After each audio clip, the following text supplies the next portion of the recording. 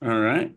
So then what I'm going to do, I didn't have any specific questions. So what I'm going to do is I'm just going to start with the basics and motility for the Infinity users. How does motility look and how does the process flow? Okay, well, thank you guys for your patience with that. All right, so as you can see right now, I have the Motility Anywhere page pulled up, and you can see all of the different modules going across. If you have multiple locations at your stores that you would toggle between, you'll be able to see those right here.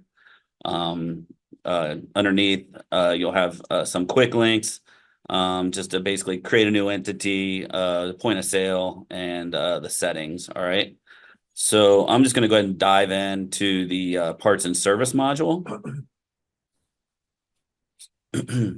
So coming across the top of the parts and service module is going to be your home button. That's going to take us back to the screen we just came from. The search box, which you can search anything within the parts and service module, purchase orders, receivers, repair orders, parts and service invoices, your advanced search. And then over here to the right, the bell is going to be alerts if you have alerts set up. And then we got Motility Mo.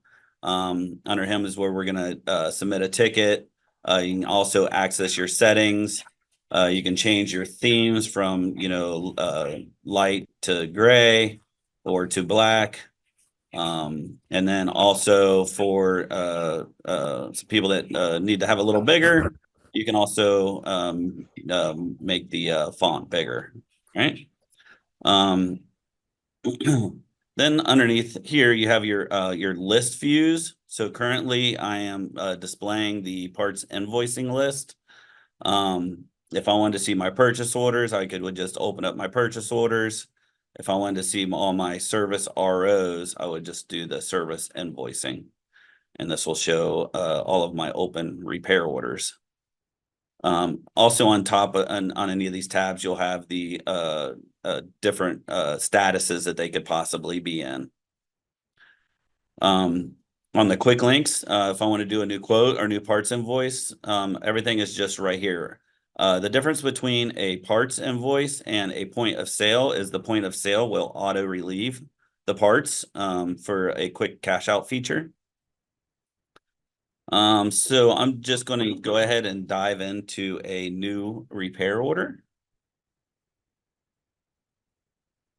All right, so the first thing I do when I open it up, it's telling me before I proceed, I need to add an entity to this. So I can just simply, if I have a current one in the system, I can just add. I'm going to go ahead and search by last name, and I'm going to go ahead and choose Clint the trainer.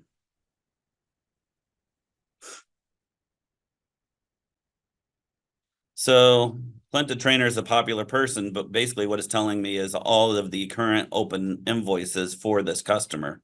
If I wanted to open one, I could just double select it, but we're just going to go ahead and create new.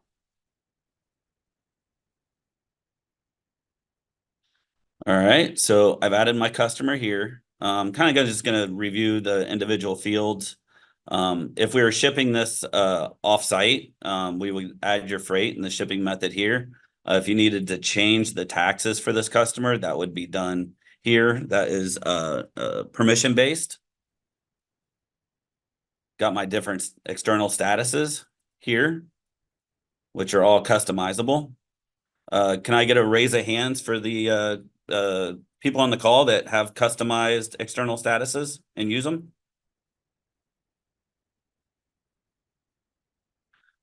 Okay, so about half of you. So we'll go into here in a little bit. I'll show you how to create those external statuses. It's really good for organizing your flow and your processes. Um, just all of them, don't need to read all of them to you, but just got your service advisor, your notify date, and your time and your timeout. Can I get a raise of hands if anybody knows what this button does? Andrew, your hand was up before, you know. Elizabeth knows. All right. So if I wanted to come and build my service invoice, and then I wanted to add it to my service calendar, all I would do would just be select this, and it's going to open up my calendar where I would be able to attach it. Right? So based off the criteria on that service invoice, it will put it onto the calendar where I had the date and the time. If I wanted to move it around, I can just move it to a different date. And then I would just hit save, and that would add this to your advisor calendar. All right. Before I get down to the meat and bones of it, I'm just going to come across the top. You have notes. So whenever you put a note on this service invoice, this will turn green. All of your print options are going to be right here. If I wanted to search your master inventory, that's going to be the magnifying glass. Once this ticket has a deposit on it, you'll be able to identify what kind of deposits are on it. And then once this ticket is closed and cashed out, you'll be able to see where all of the parts and service labor and what accounts they went to on the GL. And then the next one is cash out info. So if you're ever questioning who cashed this out and how did the customer pay, that's where you're going to find that information. If I wanted to change my shop supplies, it's going to be the little pyramid. Payable date, if you wanted to change if your technicians are running time and getting paid by the job, this is where you can modify that payable date. An alert, anytime if you create an alert for the service invoice, anytime it will be opened, it will pull up a message saying that with an alert on here. If you can use it for, customer in a hurry, only let the husband or wife pick up the unit, anything, but it's definitely going to be obvious that there's a message that need to be read. That's the best place to put it. And then you have the service history of this service invoice. So every step in the way, if you think someone's changed the part price or changed the status or removed a part, that's where you would find that. Memberships, there's a way we can set up memberships to if they belong to a club to get discounts and whatnot, that's where you would see the memberships. Then message entity history and review the invoice. Okay, coming down, we all know what repair codes are. If you know one by verbatim, you can just type it in there and it'll fill out all the blanks. If you wanted to search, it's going to be this ellipsis, and this will also, if you have Spader installed, you'll be able to find all of your Spader codes here. Complaint.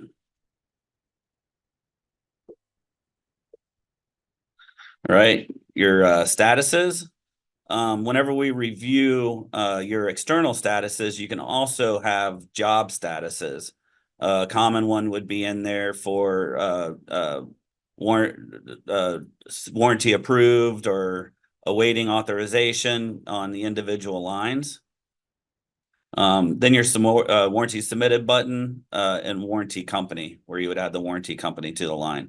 I skipped over, everyone knows what their labor types are. Moving down, you can see all the jobs. If you want to view the documents, apply a warranty company to multiple lines at once. This apply mechanic to jobs, it's going to be the fastest way. If you have 20 lines on this service invoice, you could come and just select all the individual lines and pick what mechanic you want to work on it. And just hit update, and that'll update all the lines with the mechanic that you selected. Can I get a raise of hands for people that use canned jobs?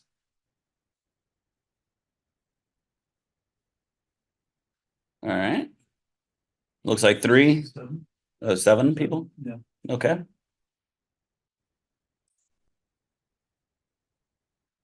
Does anybody on here, can I get a raise of hands for people that do parts kits?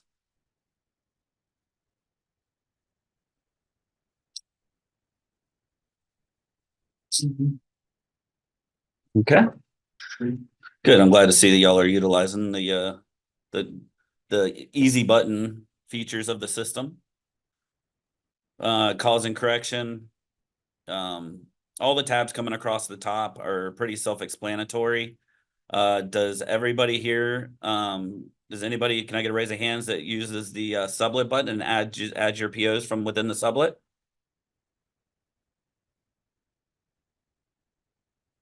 Okay. All right. So for the people that don't, um, so if you're sending this out to have like a detail or anything that's not going to be done by a technician in the house, it's very simple just to add the a sublet and create a purchase order for those customers. You just simply just go add sublet. You pick your supplier. Um, it'll generate the PO number once I order it. Put in my description.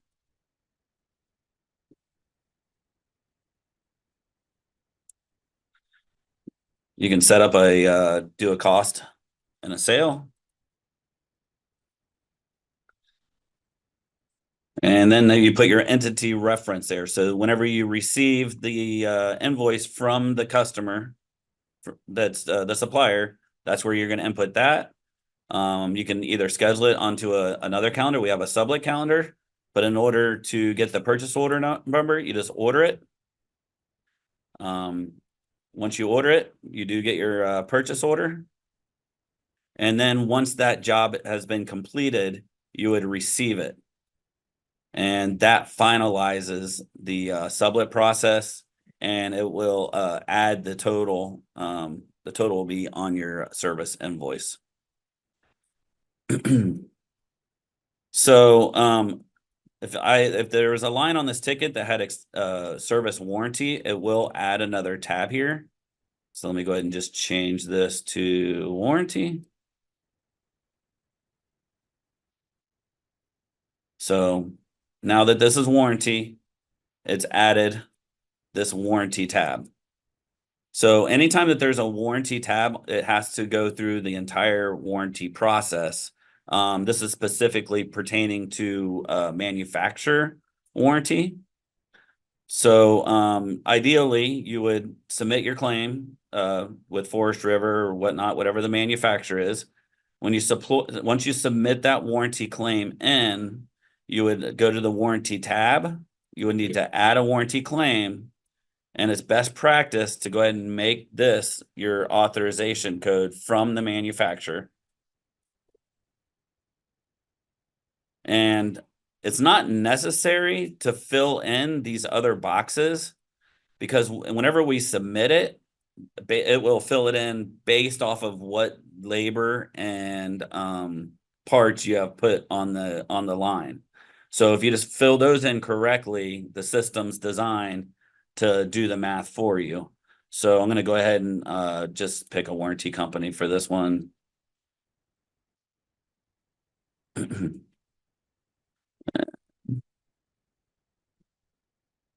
Then I'm just going to go ahead and submit it. So you get this message that pops up. This is just telling you that we are going to go ahead and do that math for you, like I just explained. So I just want to make them equal. So every RO that has a warranty lines on it, if you make the labor type warranty, you have to provide the warranty company, you have to add a claim, and you have to submit it. Once you do all of those things, to close it, you must cash it out. Once you cash it out, it will show up on the warranty report for pending processes, and then it will also show up. I'll show you here in a little bit how to do the warranty credit to collect that payment for this warranty. Does anybody have any questions on that warranty process I just did?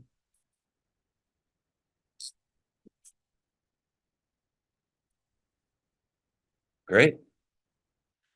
All right. So coming over to back to my repair info tab, I got my cause and my correction.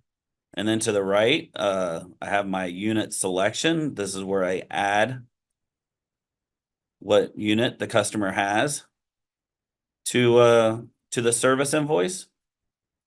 So I got a question. Does everybody know how, if like say this customer got a new unit, but not from you guys, and you need to add it to this customer profile? Does everybody know where to go and add the new unit? Can I get a raise of hands?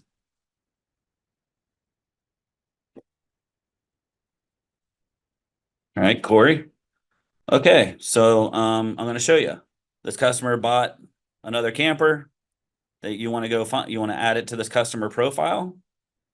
I would scroll back up and I have to modify the entity.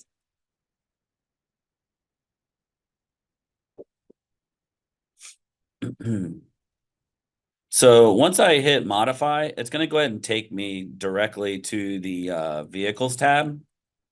I just got to unlock this entity. And then I would just hit add vehicle and I would fill in all the information for that entity and then hit save.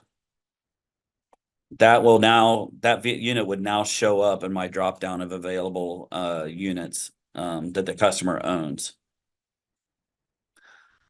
Got a trick question. Does anybody here can anybody here tell me what tab I would go to? Let's say if I needed to add a parts supplier that's not in the system. Can anybody tell me what tab I would need to go to set that up?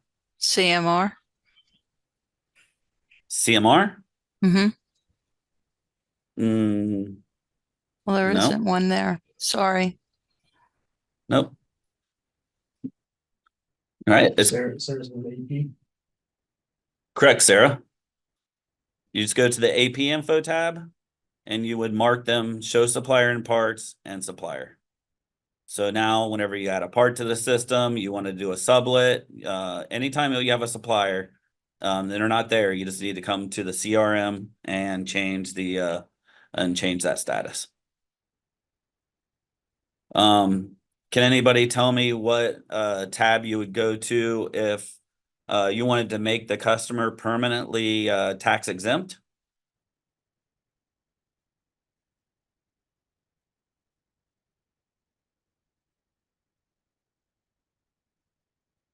Okay, ENS tab, Google Sarah's with. Sarah, good job. PNS tab. So here's where you're going to put in the tax exempt number and you're going to make them tax exempt. While we're here on this parts and service tab, we can set up labor rate overrides if they're a wholesale customer. And also if you have price codes set up for parts, which we're going to go over later, we can set them up to have special pricing. So if you have a price code for like 20 off list or whatnot, that would be anytime you use this customer, they would get that special price. All right. Any questions about the CRM and those features I just covered or anything else? Any questions on this before I get out of here? Okay.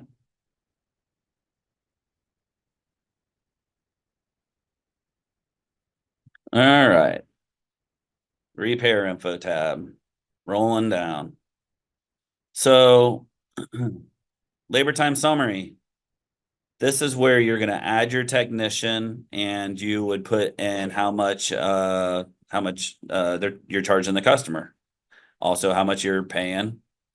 So to start with, your efficiency will be calculated if they're using our time clock and their running time.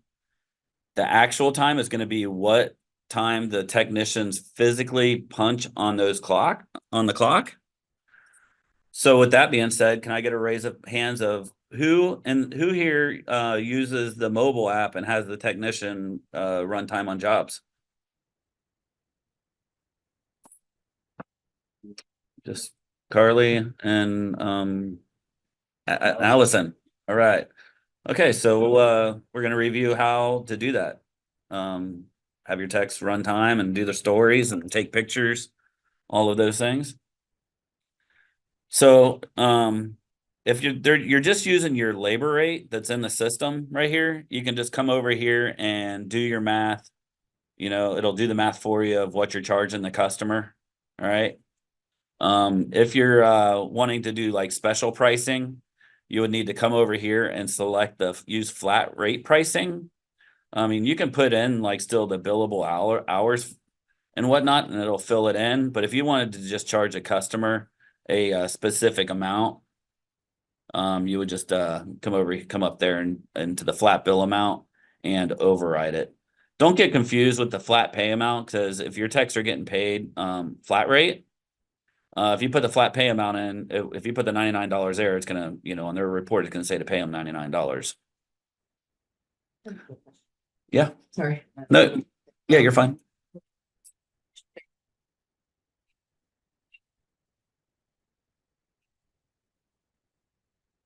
The to be able to change the labor rate is going to be permission based. All right. Moving down. Deductible. If there was an extended, if you know, because this line is warranty, you can put their deductible there. These other items are optional just for your benefit, not required. You put your approval status and prepared. Parts and requests. Can I get a raise of hands for anybody that used parts request here?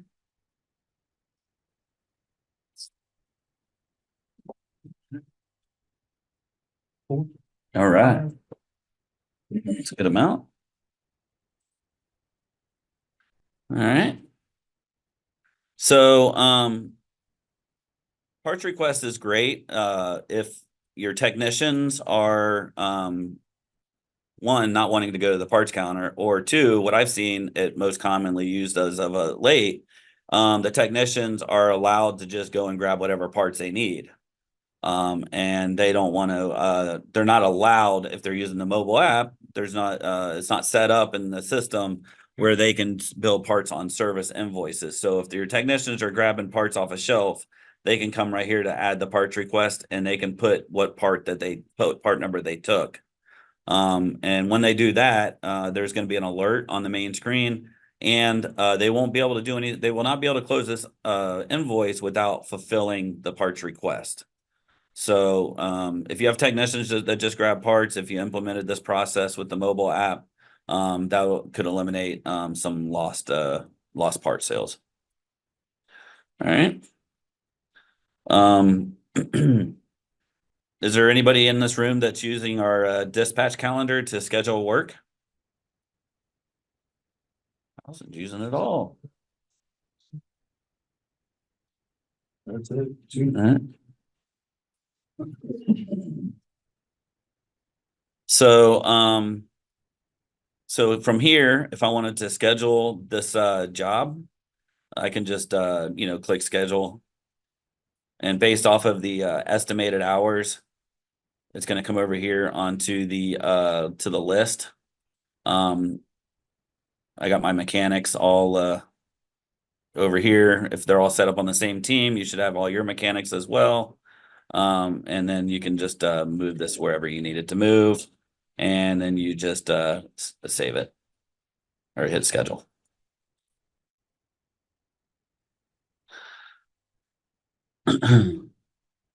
Basically, individual notes that you wanted to just write on this service invoice for this line. Approvals.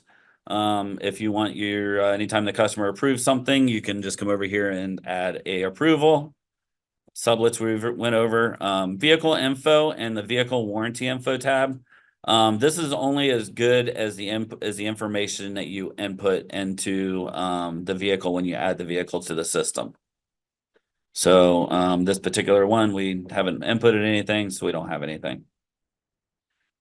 All right, so basically at this point, I've created this service invoice, and I've assigned it to a technician. I'm going to go ahead and add another repair. And because I did not assign it to myself, which if I'm going to show you how to do the mobile app, I need to let's job.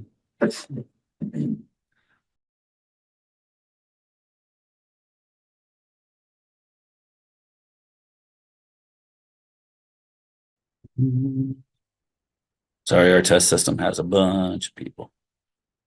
Okay. All right. Let's go ahead and save this. All right. So now there's two different versions for the folks using Infinity. There's a mobile app for Infinity, and for the folks using MA, it's not an app, I'm sorry, it's a link. The folks using the MA, it's actually the same exact link. It's just a smaller version of the screen. So I'm just going to shrink this down. So whenever your technicians log in to on their mobile device or iPads or whatnot, their screen will look like this. All they need to do is scroll down to the mechanic clock.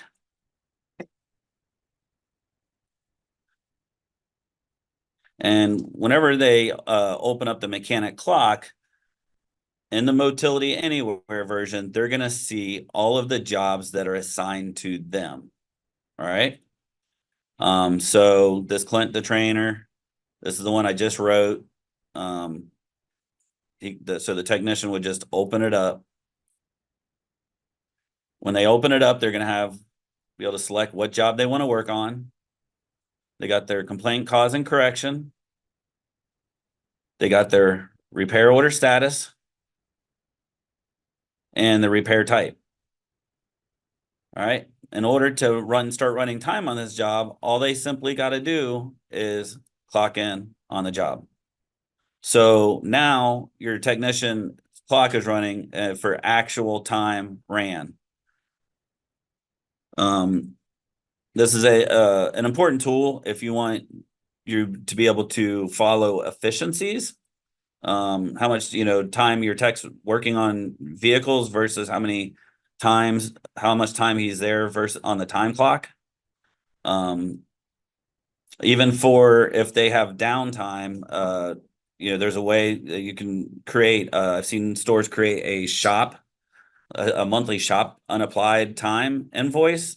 Like if the techs are cleaning or if they're moving units around, they go in and they just run time on that shop ticket.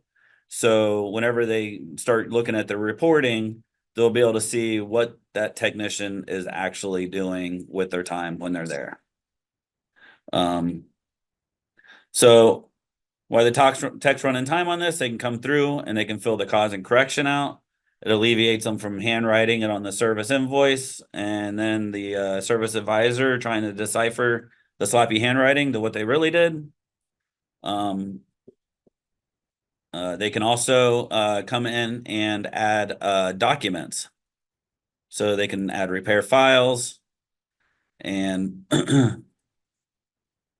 come through and add items to this to upload pictures. So if they're on their phone, it's going to pop up a box to go ahead and choose a file or select the camera. And when they check the camera, they can just take the pictures and accept it.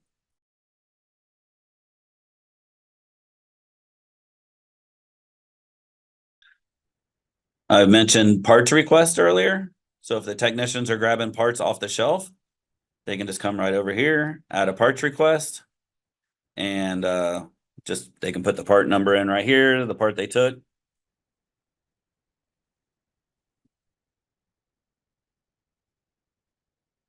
They can do it under the request, or there's actual part number field down here. Regardless of where they put it, the advisor is going to have to retype it or copy and paste it. Once they're done, they just hit save. So they've added a parts request for this particular document. Whenever they're done working on it, they just clock out on the document, and then they can change the status to completed. I'm not listed as a full technician, so I don't have capability for that drop down, but that's where they would complete the job. And then just hit close.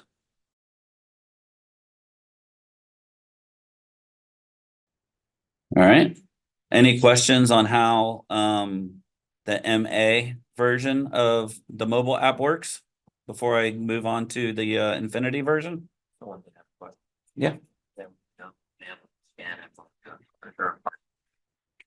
That we are in it's a work in process for us. As of right now with the part scanner,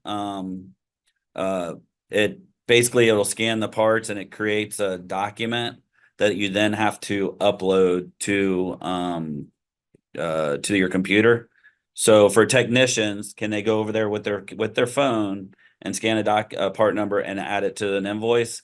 Not as far as I've seen yet. We are working on to get better at that. But if your advisors want to scan and they have a scan gun, just a USB $20 attached scan gun, they would be able to scan parts and add them to documents that way. Almost the tech was had advisor permission. But then we're talking about text grabbing and building parts, right? Yeah, so so the technician's not going to have access to put parts on the parts line on the service invoices. They have to do a parts request, and then the advisor would see it and add the part to the parts line. Okay. Any other questions? Clint? Yes. Hi, Clint, Andrew. I wanted to ask a question. Are you talking about scanning with respects to scanning of parts in terms of, say, for inventory purposes, for reception of parts? I know we're dealing with service, but I just wanted to get an understanding. Whenever we receive an item, it creates a barcode. But my question to you is whether or not we could use, because we are a dealer for various brands, including brands like Audi and so forth, where their parts already come with barcodes. And my question to you is whether or not the system is enabled in such a way that we can use the existing barcodes that are from the manufacturers.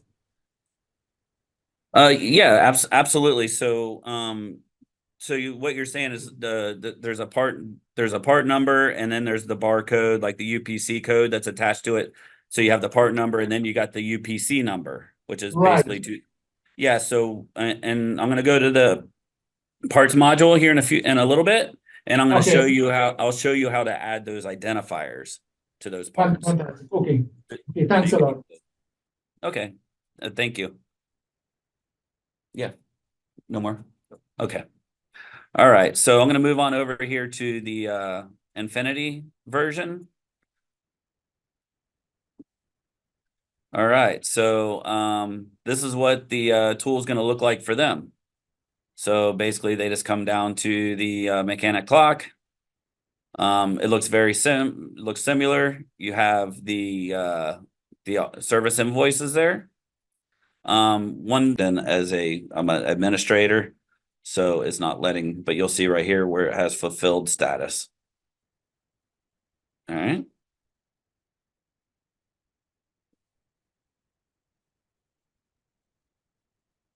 If you're a larger store, and y'all aren't doing auto relieve, the parts picking, anytime a document or a part is added to a service invoice, it will show up in the parts picking list. That would be for a designated person to go through and pick those parts and mark them as picked. Does anybody here use that process? It's not very common. All right. Does anybody here have a designated cashier? Or do the advisors cash out everything? Okay, so Andre, do you use, does the cashier use this invoices function, or do they just, search through, the open invoices to cash out?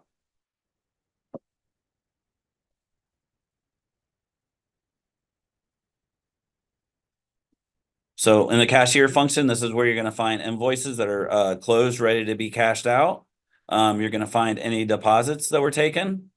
And then, you could reprint if they do a payment on account. This is where you'll find your payment of on accounts to be able to go in and reprint them.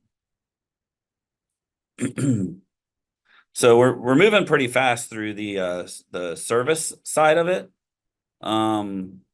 Does anybody have any specific items they would like to cover? Can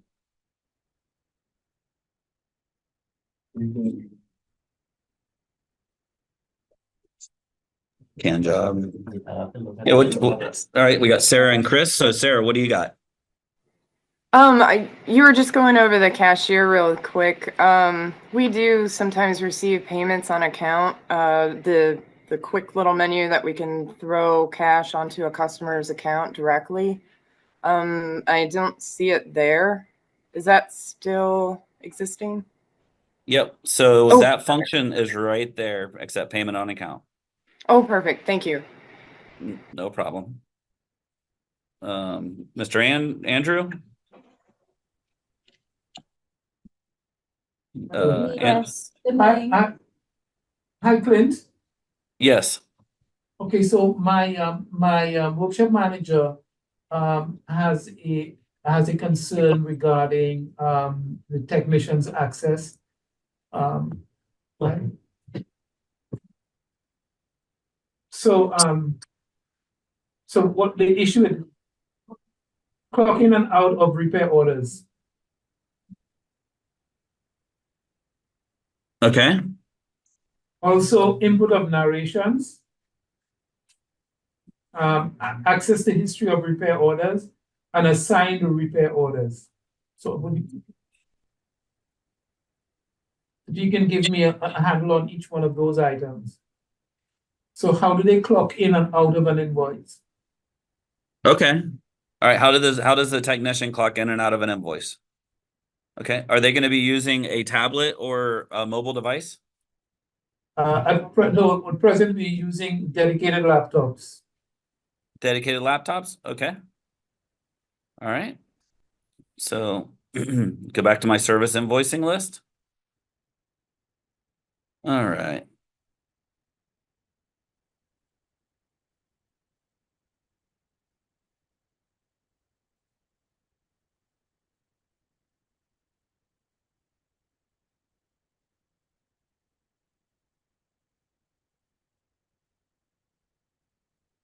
Okay, so the technician, if they're using a laptop, they're gonna pull up their service invoice. They can select the line that they want to work on. And they would go to flag times. And then mechanic flag time. And then that's where they're just gonna choose their name of who's gonna be running clocking on the job. And then hit OK. So now under this flag times, it shows that I'm currently clocked in on this job. And in order to clock out, they would just select the clock out button.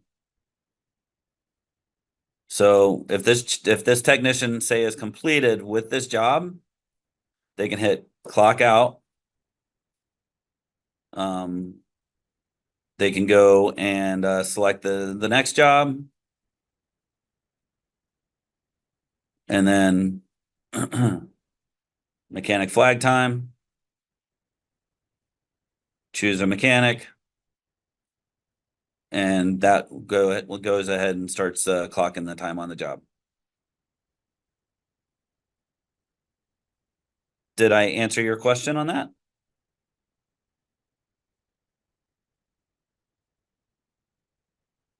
Yeah, go ahead.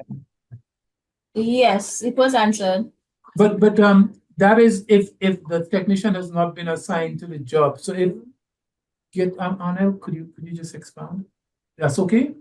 Okay, thanks, I'm clean. The second question that we had was adding narrations. Want to it? Narrations, Notes. So where the technician puts the cause and correction in? Yes, Okay, so right here for the technicians, it's gonna be under the repair information tab, okay, and they just put their cause and correction in right here. okay. Great.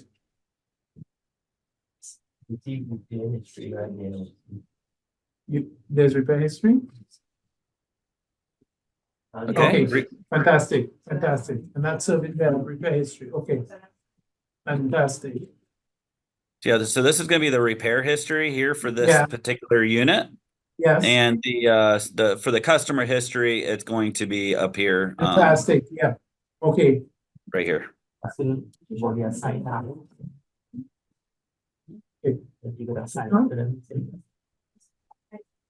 Did Chris, did you have a question, Chris? Yes, sir. Regarding payments, when you have customer pay, warranty, and extended service contract, is there a way to assign a particular payment to a particular entity? So that you don't have to receive the warranty last, for instance? I know the warranty credits screen, I get that, but when you have an extended service contract, for instance, you're going to want to deposit. The way our system's working with Infinity is we will have to deposit all customer pay items first and then receive that warranty last. Okay, so or is it, do you have the warranty company set up with a GL? Yes, I believe so. So, I mean, if it's a manufacturer warranty, it's going to go through the warranty credit. If it's customer, like if it's you could do it as if it's a like an insurance or extended warranty. Mhm. You can just take it as a deposit, like whoever pays first, take it as a deposit, and then you just cash it out with the last person that pays. You know, because those checks usually come in, you know, with individual claims. You don't have multiple claims on one job. Okay, maybe our system is not set up correctly, but anytime we try to deposit an extended service contract payment, it takes it off of the customer pay total. Would you know the reason why that would happen? Chris, we're gonna have to I'm gonna have to look into yours specifically, Okay, and we can do that on a one-on-one. sure. Because it could be an individual setup for that, Okay. and that's for deposits. Deposits on. Okay, I got a note for that. All right. Oh, sorry. I don't know there, yeah. what else? What you got, Sarah? I'm so sorry. We were chatting in here. We were just looking, wanting to look at the dispatch calendar and the advisor calendar and just kind of see how that looks in Motility Anywhere. See what changes have been made, and so if you have time, if not, we understand. Nope, I'm good. All right, so I'm just gonna go ahead and get out of here.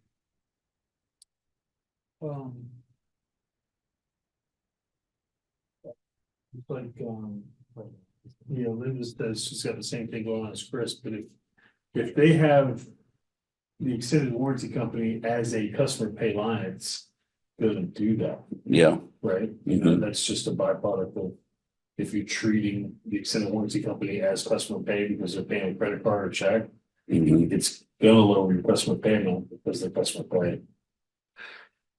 So we do have, you may want, if it's effective. Yeah, but that's just Yeah. how it is, if you have it as customer pay. Okay, so right now we have your advisor calendar. It's set up with the available time slots. You got your advisors coming across the top here. Do you can come here and you can set, you know, as you can see, some advisors only have certain available time slots because they set the hours. You can set the holidays, you can email appointments from here. Advisor settings, so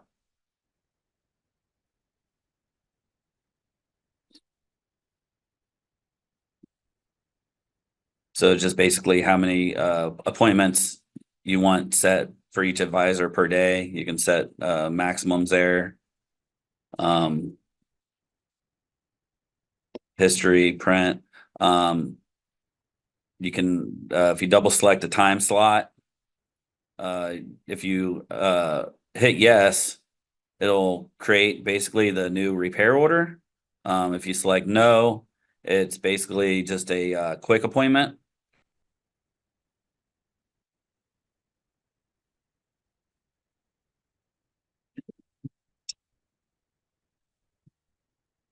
But keep in mind, if you have like multiple locations, profit centers, anytime if you do this a quick appointment, it's going to show up on everybody's, at every location. Color code it, put in a description. You know, I made it as under unassigned, but then I can just move it to wherever I want it to go.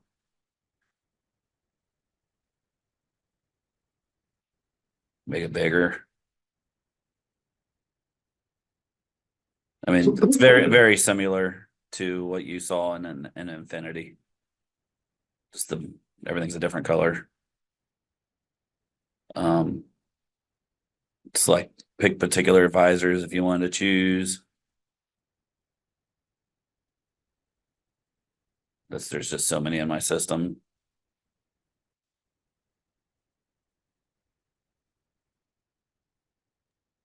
Do you have the link to the mobile app?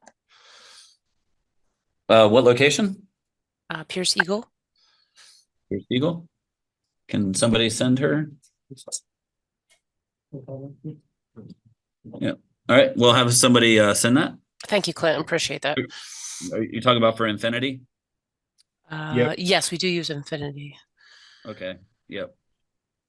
Pierce Eagle, send the app. Okay. We're all on the same page, Corey. Is that Sam? Hi, Sam. Just make- Thank you so much. Appreciate that. And then the dispatch calendar, it's essentially the same. You know, you got your day. Across your top, you'll have all your mechanics and whatnot. I don't know if y'all use the buttons down here at the bottom, like need to schedule. You can come over here and you can see what in your dispatch calendar hasn't been scheduled yet, and you can schedule it just by selecting the button. It'll go ahead and put that job on the calendar and you can move it around. So if I wanted to, you know, schedule that one, it'll put it right there, you know, puts it under here under unassigned. And again, I'm not, I should be set up as an advisor, but I should have all my technicians across the top, and I would just move it to the technician that I wanted to go to. The clocked in status, this is an important one for service manager out there. If you're you know, enforcing your time, text to start running time on jobs, you can always just click the clocked in and see who is working on what jobs. And if you know they're gone for the day, you could just clock them out from here. Mechanic status. I don't have anybody that's clocked in on the actual time clock, so it's not showing up there.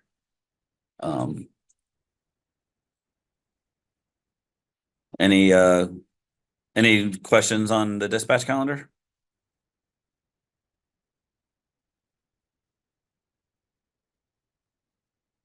All right, so I'm going to move over to canned jobs. For those that don't use them, it is a tool that will basically add the lines for all your invoices, all your parts for all your invoices, and the labor times for all your invoices by a click of a button. And in order to do that, you would select Add Modify Canned Jobs. find, it'll search the ones that you already have created, or I can select new can job.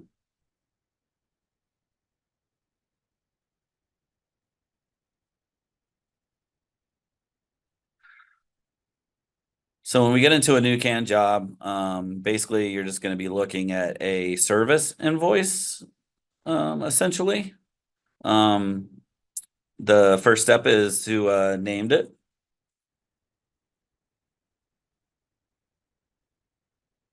There's a button underneath it that says display and finance. So if this is something that's commonly that you want to sell whenever you're in finance, you would have to make it available, you would just select this box. Then you would just come through and you would put your complaints on.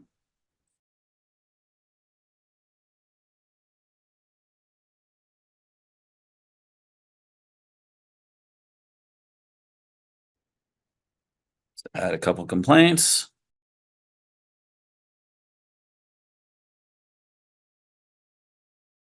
And underneath that, you can go ahead and pre-fill your cause and correction. You can add parts.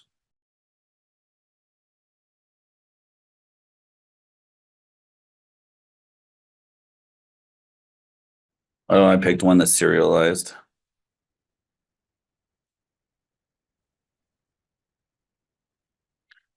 All right. Add my parts to it. And once you're done filling out all your information, go ahead and put in flat bill amount.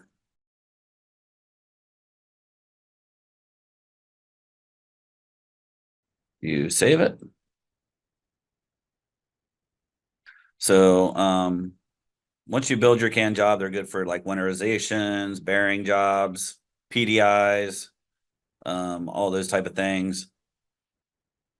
Now, in order to add it onto a service invoice, just gonna go ahead and pick the one I already started. I would just select the can job function. Search test. Probably a bunch of them in there.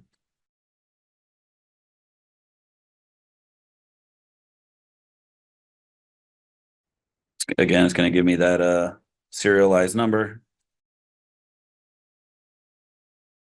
And you can see where I added my lines from that can job onto there.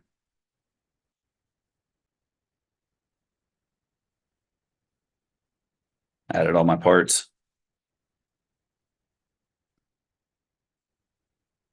Any question on can jobs?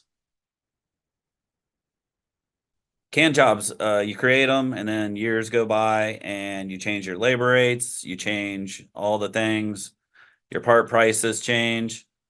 Can I get a raise of hands of where the button, does anybody know where that button is to automatically and update all of that and all your can jobs at once? Does anybody know where that button is? All right.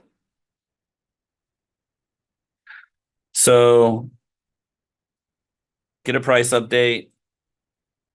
It's going to be recalculate can jobs and parts kits right here. So that if y'all ever have a price change, all your labor rates, and you wanted to recalculate all your can jobs for parts and labor, just select that and it will recalculate those for you. Putting to get the same in MA as it is in Infinity. Yes, it's exactly the same.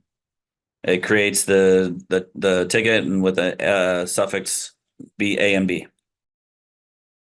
Where you can put the deductible on. Okay, a deductible. So warranty, test complaint, down at the bottom. I'm gonna throw my deductible right here. Once I put my deductible in there, the customer pay portion of this is just gonna be the $100 plus tax that's set up at this for the store. So on a work order in Infinity, there's a summary breakdown at the bottom of the work order. Is this section also in the MA work order? So These are the breakdowns for the an MA.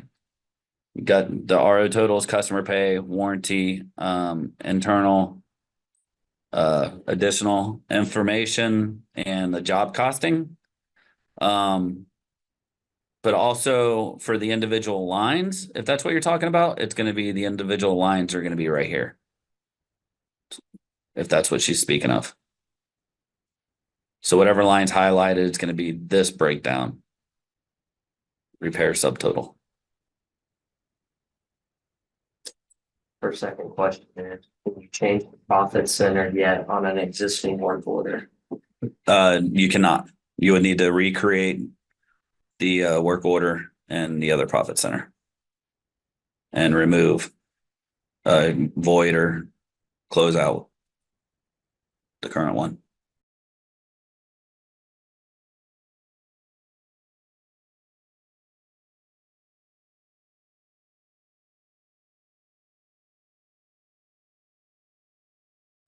If you have extended warranty companies, I'm sorry, not extended warranty companies, your manufacturer warranty companies, and you need to change the they all pay a different labor rate, right? And you want to go ahead and you know, so you don't have to go in and individually mark those in. You can just open up this warranty informations tab, and this will list all of your warranty companies. And you can just go through and do an individual labor rate override on each account to whatever that warranty company pays. And then just if you change it, just hit apply. So now every time that company is used, it will mark it. That labor rate also within this field is if those warranty companies don't pay taxes, this is where you would deselect the warranty companies from paying taxes. Add and modifying repair codes. So repair codes are just going to be individual items. So if you wanted to create one that just you know, says like for winterization, you could just make it say like opcode winter. And then you can put in your cause and your correction, your description, and your all of your what it pays for jobs. And you could just type those into the repair code line. Does everyone know how to open and close a cash drawer? Do y'all follow that process every day? So basically right now we have a cash drawer open. When I go to close, it's just going to ask me to put in how many of each domination there is. It's telling me my opening balance, and then put in your off your batch machine, off your credit card machine, what your totals are there. And then close your cash drawer. Can I get a raise of hands who uses this point of sale and uses the auto relief feature on it? It's always best practice whenever you're doing a parts invoice to go ahead and add that customer's name in there on a point of sale or a parts invoice. You can leave it as cash, but it's always best just to go ahead and add that customer in.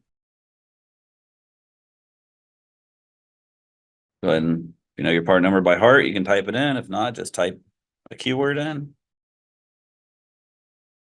Add the part. Got a reminder that this one has freight. Once I'm done adding all of my parts in, just cash out. And MA, does everybody know that you can click this little money guy right here?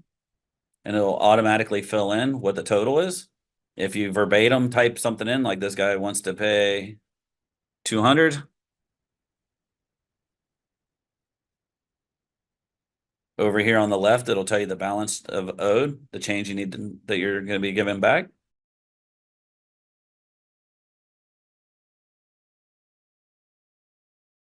If you want to split the payment, you can put in the less than the amount, hit apply, and it'll ask for the second type of payment. And then in order to final close these invoices, it's going to be the print button.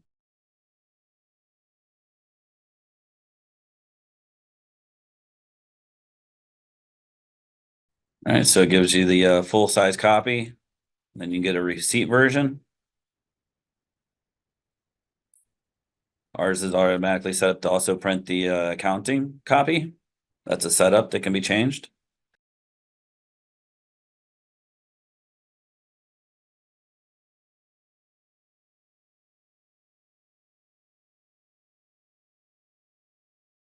Well, I had asked a minute ago about splitting tickets. Is that the same process as it is in Infinity with MA? It is exactly the same. Yes, it is. It'll just create the second invoice with an A and a B as a suffix. Perfect, thank you. Yep, and the button is down at the bottom. There's your split button. I actually do have another question about your hours button on the bottom. I was told in the mobile app, we watched one of our technicians actually delete a flag time line. Is that supposed to happen? No, definitely not. That's gonna be permission based. Okay, that's what I thought. We had looked and didn't see any option for deleting times, but okay.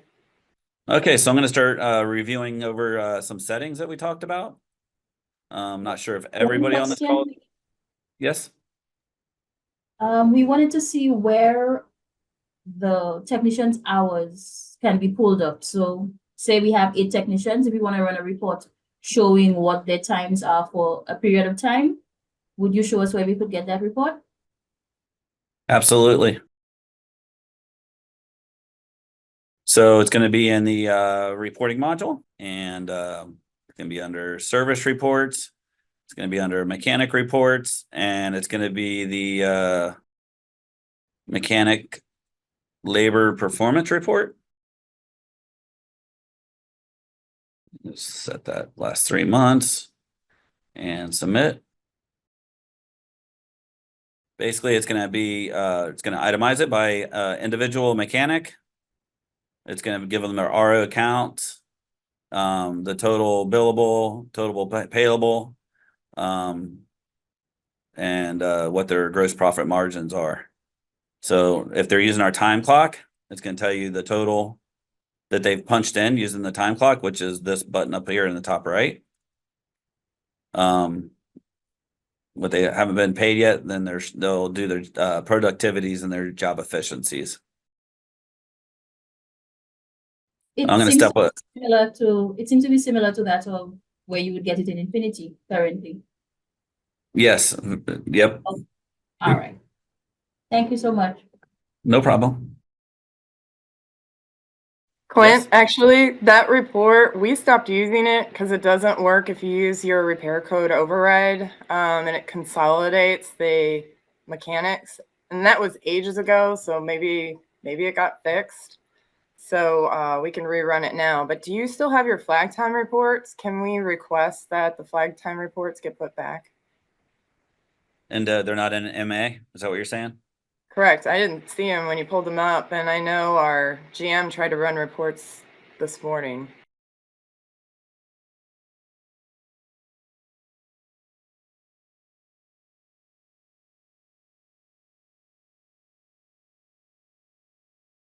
Can you show that list again? Yeah. Because he's in the Yep. room with us.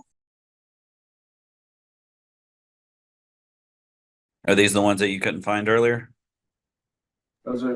Yes, he says yes.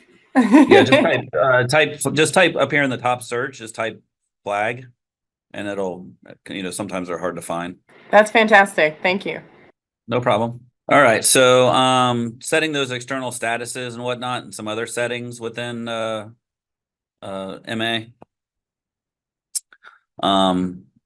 Predominantly, most of your setup for customizations is going to be under app settings.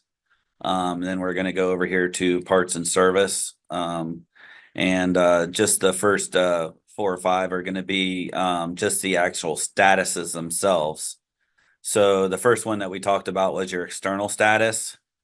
If you just open that up, you'll be able to see the current external statuses. And then basically to enter a new one, you would just add a new record and you would just name it.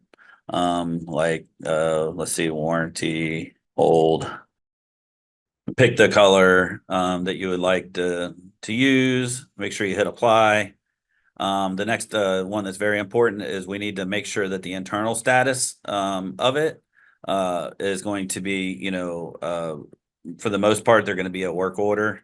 But if you did want to have different statuses for like closed repair orders or quotes, you could have different statuses for those as well. And then if you don't like the order of your the order of your statuses, you can come through here and you could renumber these into the order that you would like to see. All right. And then once you're done, you just hit update, and that's how I can add an external status to the system. Any questions on that? All right. The job statuses for the individual lines. These are going to be just where you're going to add those. Close these as I go. Pricing matrix. Pricing matrix is basically how you're marking your parts up.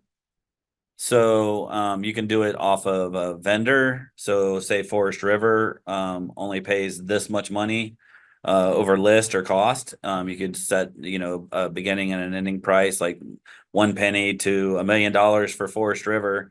And you know, price code A would be, you know, 80%, 80C, which would be 80% of her cost. Or if it's a customer and you wanted to do an escalation matrix, you could do like if it's just from a penny to 50 cents, you could do 200 or 300 cost, and then 50 cents to $2, 200 cost, and then, you know, so on and so forth, to build, you know, so you can have build your pricing matrix. I mean, it's a pretty deep conversation. Does anybody have any questions on how to do that?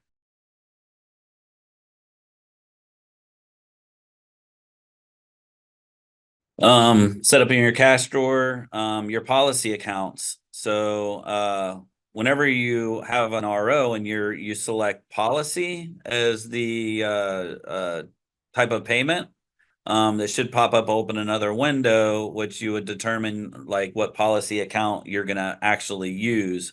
If you're having a problem not finding your policy accounts there that you want to use, you would just need to come here and add it. So, you know, for, you know, new units, used units, parts and service, those are all the common ones. Sometimes there's a policy account if you're doing like a shop ticket for your unapplied labor that I was talking about, like a policy account for snow removal, a policy account for building maintenance, which you know, so whenever you if you wanted to use that process, you build a can job for that with the correct policies. So whenever the techs run the time on those specific lines, it would go to the right account. Parts and service categories where GLs that are set up, item types. This is going to be your where you set up your labor rates. So make sure you do the drop down for service. And if you ever have a labor rate change, you would come over here and just edit these, right? I would just click in the box, type in there, and just hit the save button whenever I'm done.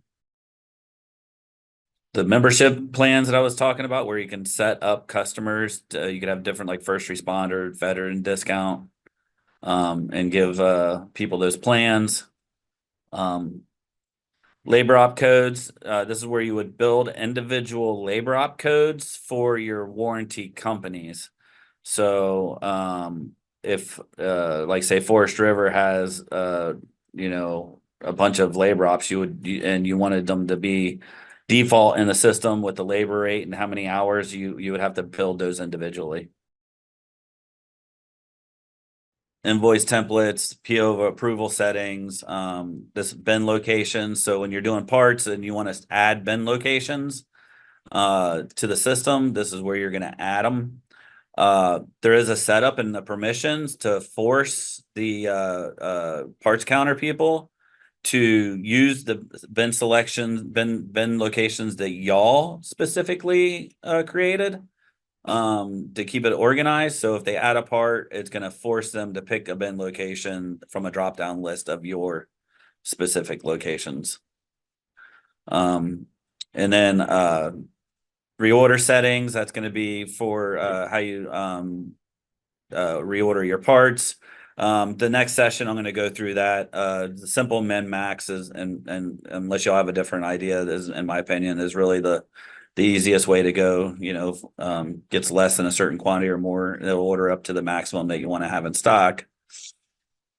And credit card machines.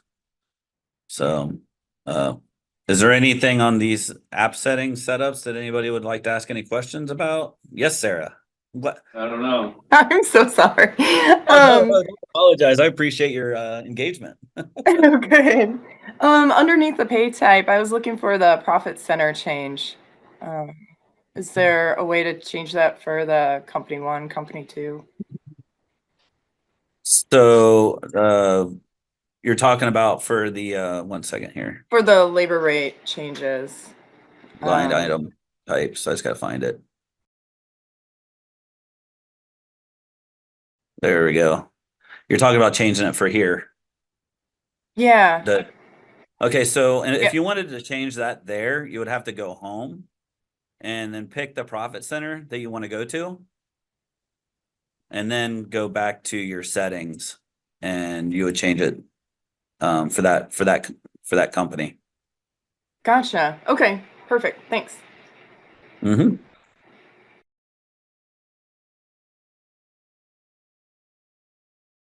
Employee information. If you have a service advisor that's not showing up and say like a drop down or a mechanic that's not showing up in a drop down, you would just find your employee, and then down at the bottom you'll have all these selections down here. So anywhere where there's a drop down, if you want them to be a parts manager or service advisor, mechanic, this is where you would go and you would make those setup. Yeah, are these in yeah, they're very similar in the Infinity menu. So your Infinity menu is going to be up here though. It's going to be under edit, modify, and these are basically where you're going to see all of like those statuses, where we set up the job statuses right here. And then these are all of the individual app settings that we just went through. So that's going to be under edit, modify. And you just got to be inside the parts and service module to be able to have access to these. And then, you know, some other items, then, you know, the parts tools, you're going to see your, you know, service tools. So I'm in an Infinity. Does anybody have any Infinity questions or anything that y'all would like me to review over?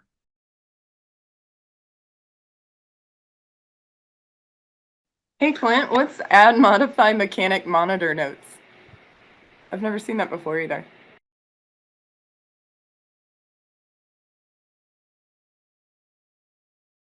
So yeah, so this program's been out. It used to be called Systems 2000. Yeah. And it Yeah, it could we've have been on it for a while too. Yeah. So it could have been one of them features that just hasn't been removed, but it's not used or trained. Okay. I All right. I apologize. No worries. I know in the Infinity side of the mobile app, there's the mechanic notes. I was just wondering if that was any tie to that. But that usually populates underneath the work order underneath the general notes. Now you don't have it currently in MA, which you guys are working on for us, because that's where our mechanics can make notes that our customers won't see. Yeah, gotcha. I'm just gonna go and try and put a mechanic note in over here, and let's see if it just shows up. Awesome. Thanks. Yep. So right down here, mechanic note.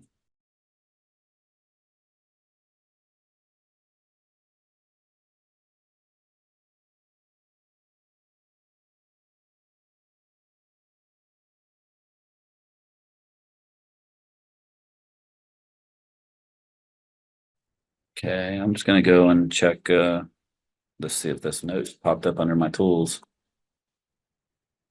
Look at that. Sarah? That's really cool. I'm geeking out over it. I love it. Yeah. Yeah, that's man, we're learning things together now.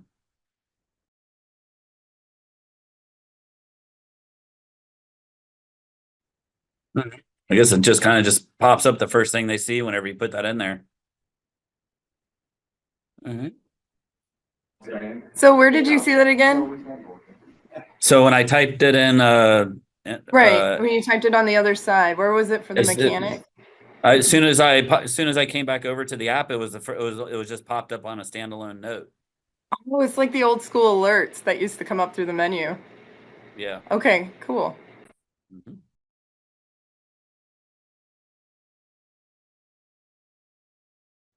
Okay. Does anybody? Yeah. Clint, I was just asked, are you gonna have anything like that on the new system where you can like send a message to a tech? We do not have that feature yet, but that seems like a great tool. that we Yeah, it need to would, wouldn't it? present to our developers. Yeah. Basically, it's like, that's as soon as they logged in, you can tell. I mean, I was just looking to try and find out where to find it after like it disappeared. Seems like it kind of went away. Let's see. So, Sarah, you have multiple locations. Do y'all ever do a quick transfer of parts? Yeah, we do. Okay. All right. Mm. Well, I guess we can end up. Yeah, what's we got, Chris? So this is Sam. From the accounting side, I run some reports every month, and every so often I get this GL service missing entries. What the heck does that mean? That Does that sound quite for Rowan? yeah, that sounds like Rowan. Yeah. Yeah. Something's wrong with your parts and service categories that need to Okay. be looked at. Maybe a GL could be missing or an invalid GL. Is there? All right. Mhm. Hey, Clint, Yes, Chris. regarding assigning technicians to, repair orders, is there any good way to remove them? If, say, for instance, you put them on 15 lines there, because you selected all, Mhm. is there any good way to remove all of them? Other Besides than going to each individually? individual? Unfortunately, no. Okay. Yes, I see a hand raised. Pierre? Clint, Yes. I wanted to verify something with respects to CAN jobs. You showed a button to update pricing and labor rates in CAN jobs. Yes.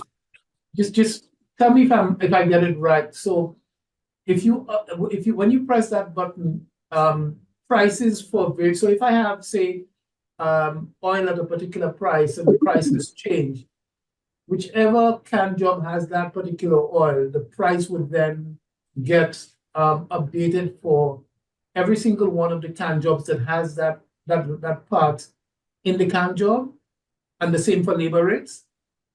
Yes, as long as the like the labor rate wasn't forced in and you just did it by, your labor time, whatever your that, you put in like a half hour and you didn't force in the payable amount, it will update those to what your current labor rate is. Mhm. And the same with parts. Oh, I see. Okay, so you're saying, so any parts that are in CAN jobs that have now have an updated, a new price, a new cost and retail price, those prices are going to get updated within the CAN jobs. Correct. And for parts kits as well. Oh, I see. Okay, thanks. Do we have it on from Infinity, or is it just in Motility? No, it's here. Right there. In Infinity. Fantastic, thanks. Hey Clint, my GM just said that if a part is currently on sale, that it'll grab that sale price when you recalculate the canned job. Right. I mean, that sounds correct. Okay. How about, got a few more minutes before we take a break. Does anybody else, got a question? I guess I do have one more. How does a Yes. warranty advisor get tagged to a work order? So I've seen where the warranty advisor is listed underneath warranty clerk, but I don't know how or when that happens, or like what causes that person to get tagged to that work order, especially when you have two advisors hopping in and out. I was wondering if it is tied to the approvals tab. I might have to just note this down, Sarah, and get back with you on that exactly. Not a problem. That's fine. You're talking because you're specifically talking about because this advisor is the only like the one that you see from the main screen, and you got a separate warranty clerk. Correct. Yeah, and because we were sorting by warranty clerks on the job, and it was a particular work order where I was trying to assess really who's the point person for that job. So we kind Right. of we're trying to drill down and make our warranty tighter. So Yeah. just trying to assess that. Yeah. I believe I'm just checking something over here on the MA side. There might be an additional feature. On the MA, you have a warranty clerk tab, that where you'll be able to see it outside. It was foot tagged as the warranty clerk, but I don't see that option in Infinity. Oh, it's there. We've used it because we were trying to break down like who grabbed what because we were trying to clear out old work orders. So our particular clerk, we were assessing. Go to custom, and maybe it's just not. Oh, I'm sorry. No, go back to clerk. I'm sorry. I was trying to figure out how you add that tab. I don't remember how you add your tabs. Up there, tools. Oh, was it in tools? I think. Yeah. Yeah. Warranty columns. That's it. Yeah. And the warranty clerks aren't whenever you assign them, they're not. I was just wondering what triggers I'm wondering if it's the approvals tab, if it's linked to the approvals tab on how that clerk gets assigned to that work order. Or Gotcha. Yeah, I'd have to play around with it, and I'll see if I can figure it out for you. yeah, no problem. I think you and we have a one-on-one on Thursday, so we could circle back to it on that. Okay, perfect. Well, I'll just keep adding. We found out that one of our service advisors voided a work order that had FLIME tagged to it. And I was trying to run a report to figure out if there's more out there and couldn't find one. And I know we're going to do reports later, so but I didn't know if that was something being assessed in Motility Anywhere, where it could be a permission set up that you cannot void a work order if there's mechanics time flagged on a job. Try to do several things in the past with if there's flag times and it won't let me. That's interesting. I don't know if that might be a permission base. I hunted for that permission and it is not existing. There's one, I think, about parts being relieved, but not one about mechanics being flagged. Again, this can be something we can circle back on. It's Right. just, and I guess while you poke around with that, I do have a question about my job. I work a lot on my phone, and I actually have an RDP module on my phone so I can access the full system. I noticed with Motility Anywhere, it just goes to the mobile app, and I can't access the full system, and that concerns me because I do a lot from just anywhere. Like I'm on call all the time. So is there going to be an option for maybe a desktop view in the future for people that work on their phones? I know it's mostly meant for mechanics, but I would like to access the full system while on my Apple phone. Which also leads into the question, one of our service managers was testing an Apple tablet to an Android tablet, and they said the functionality was different. It was more limited on an Apple tablet. And what aspect? Just was it not being able to see the entire screen, like having the like the save buttons missing and stuff like that, or? Wayne says that there was a lot of stuff missing. Yeah, the rotation, but we can go over that too in the one-on-one, and Wayne could probably drill down a little bit better with you. Okay. But it's Yeah. that's not the intent though, right? And I didn't know if the operating system on it, it's an older Apple tablet, so maybe that could be part of the issue. So It definitely could. I know we have a couple principals that they solely work on iPad Pros and turn them sideways and doing everything in motility MA. perfect. So And- it's probably an operating system situation. Okay, perfect. But there was a button like but the only problem that I seen them run across was like the save button, like the bottom of the screen being cut off, and they got to click the Safari icon and maximize screen to full screen to get rid of like the toolbar. Okay. To get and they had to use Safari, not Chrome, on the tablet. Right. So, and Oh, I didn't think about it. Yeah, because you recommend Yeah. Chrome. Okay. on the PCs, yeah, Chrome, but on the tablet, Safari.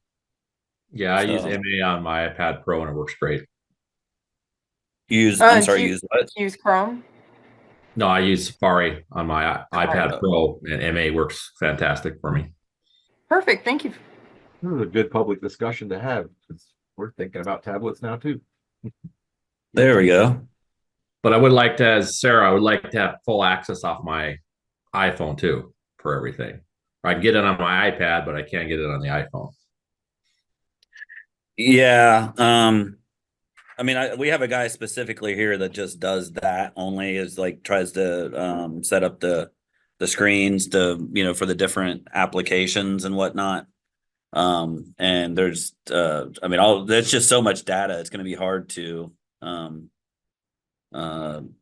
get that to work. So but yeah, I was going to show you how I can change, and I could pick what device I'm using and whatnot based off of you on the laptop. But we'll talk to Yanni and see if there's anything in the future to have full access on MA on a smaller device. Thank you. I know we were talking to you guys about trying to make something way more condensed too for our technicians. So it's kind of funny to also ask for something more full for us administrators. Yeah, right. All right, parts and service. So when we're in a service invoice and we want to add a part, we can just highlight the line that you wanted to add the part to, and coming down you'll see all of the fields, and you can just pick the available field. If you know your part number by heart, you can select it here. If you want to pull up the search, it's going to be this ellipsis, and we can search by these different items, criterias right here, and you just type in what exactly it is you're looking for. And you can go through and double select it and basically build your shopping cart beneath it. So if you got a bearing and then you want to find some grease, you can just kind of like I said, build your shopping cart. Right, and then I can add my parts. Right, so once I do that, I add all my parts to my service invoices. I can come down here, I can do show all parts. It'll show every part that's for the entire service invoice. It should be only showing part 1 is for part line 2. I can show me a price list for each individual parts. I can order the parts. Can I get a raise of hands for people that order parts from the service invoice and follow the purchase order process? Two out of everybody. So the rest of you are, I'm guessing, don't order the parts from the repair order, and then you just order them outside the system, track them, and then just receive them directly. So, It should be ordered through the service invoice, correct? That's how you well, usually, yeah, it's better for yeah. tracking. 100%. You'll be able Okay. to track those parts, and when those parts come in, it'll already be assigned to Yes. that service work order and whatnot. Less legwork, yes. A lot less legwork. Oh, right? yeah. So once I add all my parts to here, I can just go ahead and select order parts. And whenever I select this button, it's going to give me an option of whether I want to place on an order list, or I can place directly on order. If I place it on the order list, it's just going to go to an accrued order list that gets accrued throughout the day. So you're only ordering parts. Like if you have a parts cutoff time, you order all your parts from the vendor at one time, instead of like going to NTP and doing 12 different orders from them throughout the day. If I place directly on order, it will take these particular parts that I have and create all the purchase orders that I have for the different vendors that are selected for the parts that I got. So for now, I'm just going to go ahead and just place these on an order list. All right. Just tell me I don't have. Just bear with me here. I'm just gonna. Let's just slim this down because I went through Click Happy and added a bunch of parts. So order parts. Place on the order list. All right, so once I place these on the order list, you're going to get this message over here for the status of it that it's on order. So it's not on order like for real, because unless y'all have like the electronic integration with NTP, that would take us to another page where we could physically order them through that carrier. It's just saying, hey, I've ordered them on the RO. Now you need to go and they've been added to the order list, so you can go ahead and fulfill that order or complete that order. So once I order the parts from here, I'm just going to get out and I'm going to go show you my order list where these parts went. It's going to be under my parts ordering. It's just going to click order list, and ta-da, we have these parts that I just added to that list. All right. At this point in time, I can add additional parts. If I wanted to add my stock order parts and whatnot, I can put these on here. Let's do, I could say key. I'm gonna do a quantity. I need to order 2 keys. I got my supplier over here. I can come through. If I don't like the supplier that these are ordering from, I can just type where I want them to come from. I can make them all the same. All it's going to do, it's just pulling this information is what's set up as the default supplier in your master inventory. So to make it simple, I'm just going to get all these parts from the same vendor. If I left them as separate, it will create a purchase order for each individual one.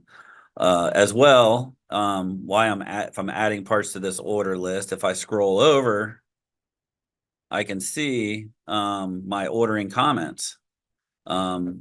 So it's going to tell me what document that these are going to be attached to, and I can add to it. You know, if I just want to put it in, it's in there for stock. All right. So once I'm done building my parts order list, I can look at my suggested reorder. So that's going to be an item we're going to cover up in a minute, where I can show you how to set min maxes. I could create the transfer POs here. We were talking about this at the end of the call before. If you wanted to do a transfer with your freight and whatnot, that'll create that transfer PO and start that process of transferring parts. Or I can just create my POs. So I'm going to go ahead and create my PO. Since this purchase order or this order list only has one supplier, it's only going to prompt to create one purchase order. So I just go ahead and hit OK. And now it's telling me what purchase orders have been created. All right. So I've created this purchase order, and I can just highlight it. And if I wanted to, I can open it up and unlock it. I can come through it and I can make any changes at this time. I can add more parts to it still to this time. But if I like the way it looks, I can go ahead and hit order now. So this is going to take this purchase order and just put it into a status where it basically it's been handled. This is where you hit the order button, you've already gone to NTP, you've ordered it. Here's where it's asking for the electronic order. So I'm just going to click no. And the status of this purchase order has been moved to ordered, and it will prompt for a printout of the purchase order. So on this purchase order, since we've ordered everything from the service documents, you can see where the service document is, what the VIN number it's for, and then you can also see the note I put in there for a stock item. Go ahead and close this out and close this purchase order out. It's going to get out of all these tabs. All right. So the parts come in. You receive the parts, you have a receiver and the parts in your hand. You would just come over to your purchase ordering, which is going to be up there under parts invoicing. It's going to be your purchase ordering tab. It's going to be under fulfilled. All right, so you're just going to come and you're going to find your purchase order. It's going to be right here, NTP. It's marked as ordered. I open it. Ideally, at your location, your purchase orders will be a little more cleaned up than our test environment. You find your purchase order. You go ahead and hit edit. And from within this purchase order, you just gonna scroll down and you're going to look and see if you already have any receivers created for it. If not, you're going to go ahead and create a new receiver. When I get my receiver, I'm going to take that shipper label. I'm going to take the entity reference off that shipper label and just put it right there in the entity reference. That is required. I can scroll down. If I'm only partially fulfilling this order, I can just manually type in how many items I've received of each. If I've received everything from this order, I can just select this part, just receive all parts button. And at this point in time, whenever I select that receive all parts, it automatically filled in all the quantities as being full. So if we can partially receive it at any time and keep this purchase order open and then come back and add an additional receivers for that person, for that to completely fulfill it. Once I have the quantities filled in, or I've received all parts, I can select receive now. There'll be some questions that it's going to ask me. One, do I want to receive the entire? Yes. It's telling me my reference number has already been used. Do I want to print barcode labels? So, whenever I hit yes, it went ahead and pulled up a printout of my receiver. This is what you're going to print out and you're going to attach with the shipper label. And depending on your processes, you would just staple them together and turn those into your accounting office for them to mark as posted. Then I have my my barcodes. It did not give me the option to refresh my screen to print these barcodes that were on that list. Don't know why that happened, but typically there's a box that pulls up where you can pick what labels you want to print and you hit refresh and then it creates the document. Clint, I have a question. These barcode labels, are these the ones that tap into the scanning with the gun? The scan gun when you do parts and inventory? Yeah, yeah, so like it depends, like that's a Was that my a firm mind- yes? Well, it's going to 10 different directions. I don't know, one, if your barcode scanner has like a built-in printer, or if you got a separate roll printer that you use to print your barcode labels, but it is the ones that you would scan. I plan on building that into the soon when we do the parts in the inventory. It'd be fabulous. I've used it before and set up. I was just wondering, so these barcodes can go with the inventory. Correct. Okay. Yes, absolutely. It's like all snap.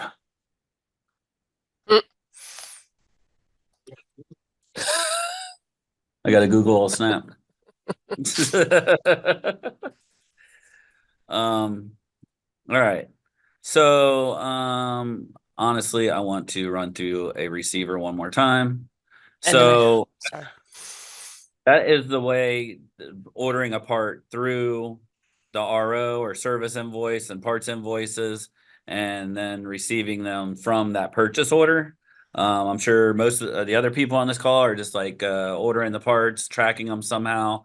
And then when the parts come in, they just click new receiving ticket.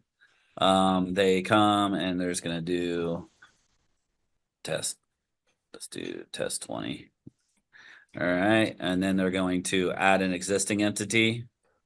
You can add a new one if there's a supplier not in the system. Let's do NTP by company name. I want to update this vendor. And then you just come over here and you type all the parts in that you received. Already that you received. If you want to, you need to come over here and adjust your cost based off the shipper label. And you can just keep additionally adding parts onto here. All right, so I'm going to go ahead and receive all parts and receive now. Yes.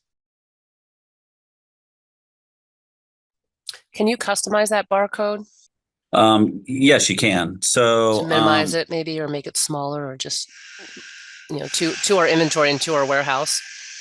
right. Let's just pull up a barcode. So right now it's set up as, well, there's my barcode list.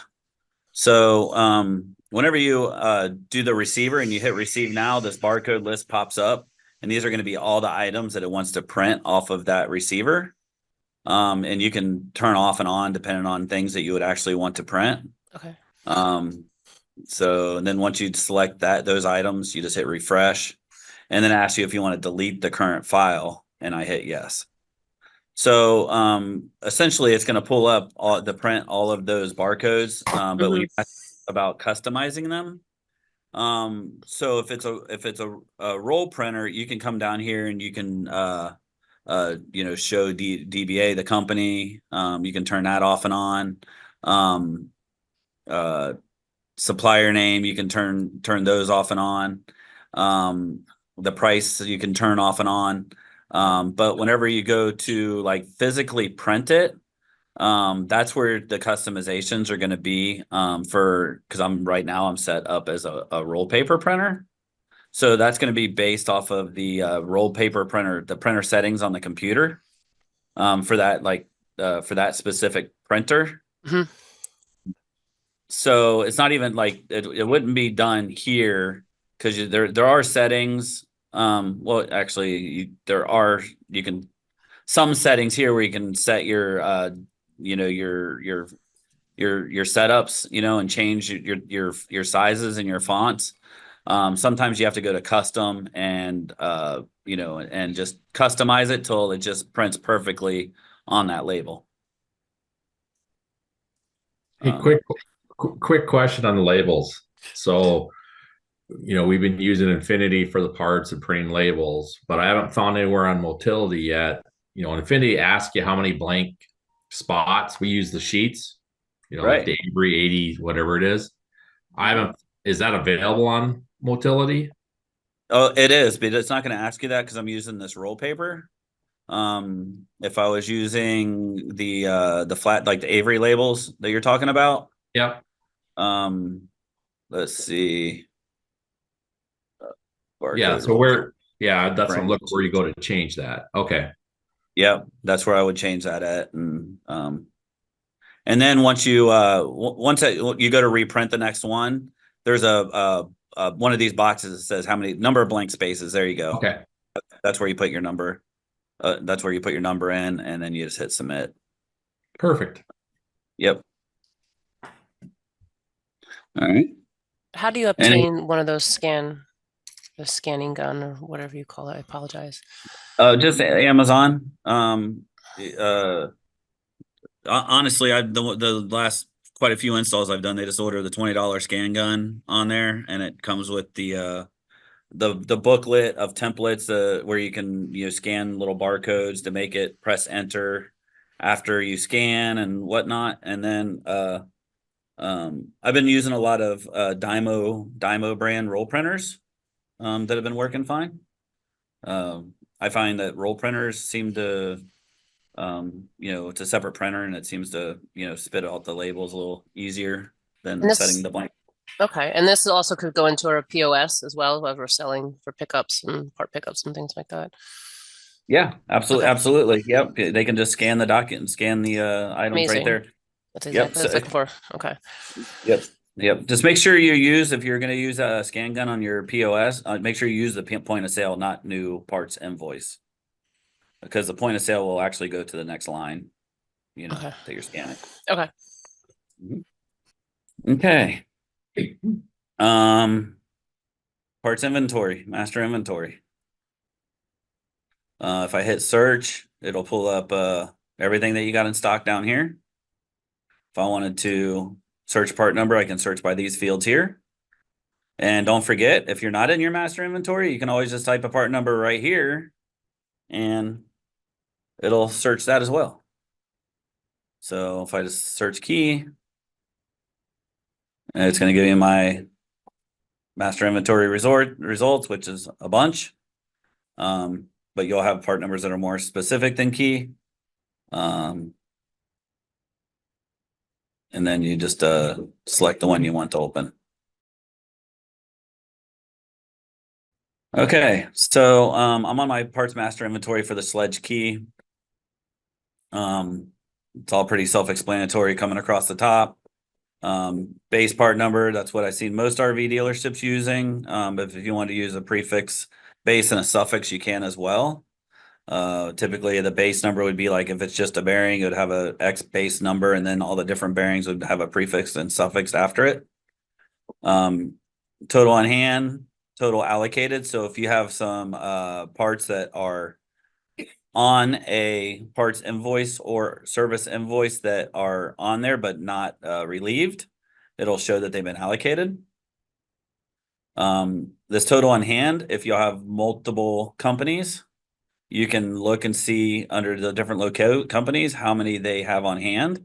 And also you could do a transfer from here, from one location to the next. Just your replacement costs and retail prices, your category. You set your default supplier here. And I know we were talking about min and maxes. This is where you're going to set your min max. All right. So fast moving items is a great tool. Selling packages. I've seen a lot of locations that will sell things by the gallons, quarts, barrels, and whatnot. That we would need to set up your item types and the app settings. But I've also seen if more times than not, if you're receiving a case of coolant, they'll receive them in as each. So instead of receiving them in as a case, you can do your height and weight and whatnot over here. And then your department makes and tax alternatives, pictures, invoice reminders. Y'all have seen some of these pop up for me. add freight. Just anytime, you know, you have a part that you sell and you want something added, you can just ask for this prompt to come up. And then all of your check boxes down here. GST is Canadian. If it's not taxable, if it is taxable, you know, prompt for barcodes. If you don't do barcodes, you can turn that off. Did you have a question, Sarah? Yeah, I was just typing it in the question thing, but yeah, how do you upload the photo? Like the key, you said the picture. How do you add that? So this images tab. And basically they took the URL off of this off of a website, you know. And they put the URL right there, and it pulled up that photo and then save. So yeah, how do you just upload a photo or like an image doc?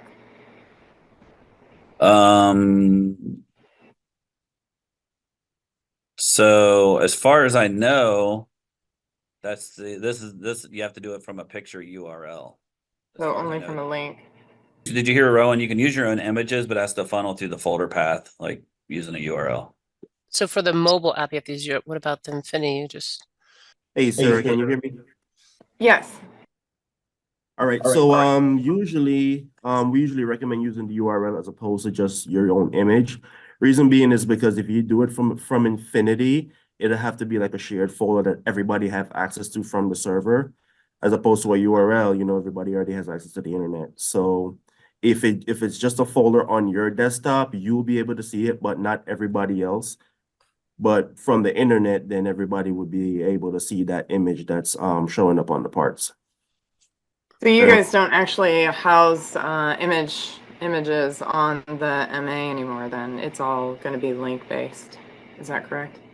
Yeah, it's a completely mobile solution for Motility Anywhere. Part of Texas is asking if you can add freight to a part, like automatically. So it won't automatically add the freight to the part, but we could like for this example right here, you put this invoice reminder on there. So anytime that this part is added to a service or parts invoice, it will prompt with that message telling you to add freight. So common ones that I see used frequently on here are prompt for price and cost. If you have items that are ever changing or propane or whatnot, you can have that prompt. Do not discount, sell and finance. So if you want these parts to be available to sell. I don't know if you, I think you might misunderstand me. The photo is asking about the same thing. Moving down, you can see just the bin location set up.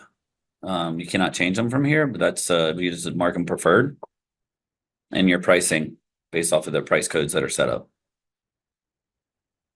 All right. Bin locations. This is where a couple things that you can do here. One, you could add your bin location and put your quantities that you have at each location. Another way of doing it is what you can do here is updating your total on hand. Whenever you do this, it's going to create the accounting transaction in the background. It's always best practice to update your quantity on hand by doing an inventory and receiving your parts with using a receiver. But say I only had 33 of these really on hand, I could just change this and make the numbers match here.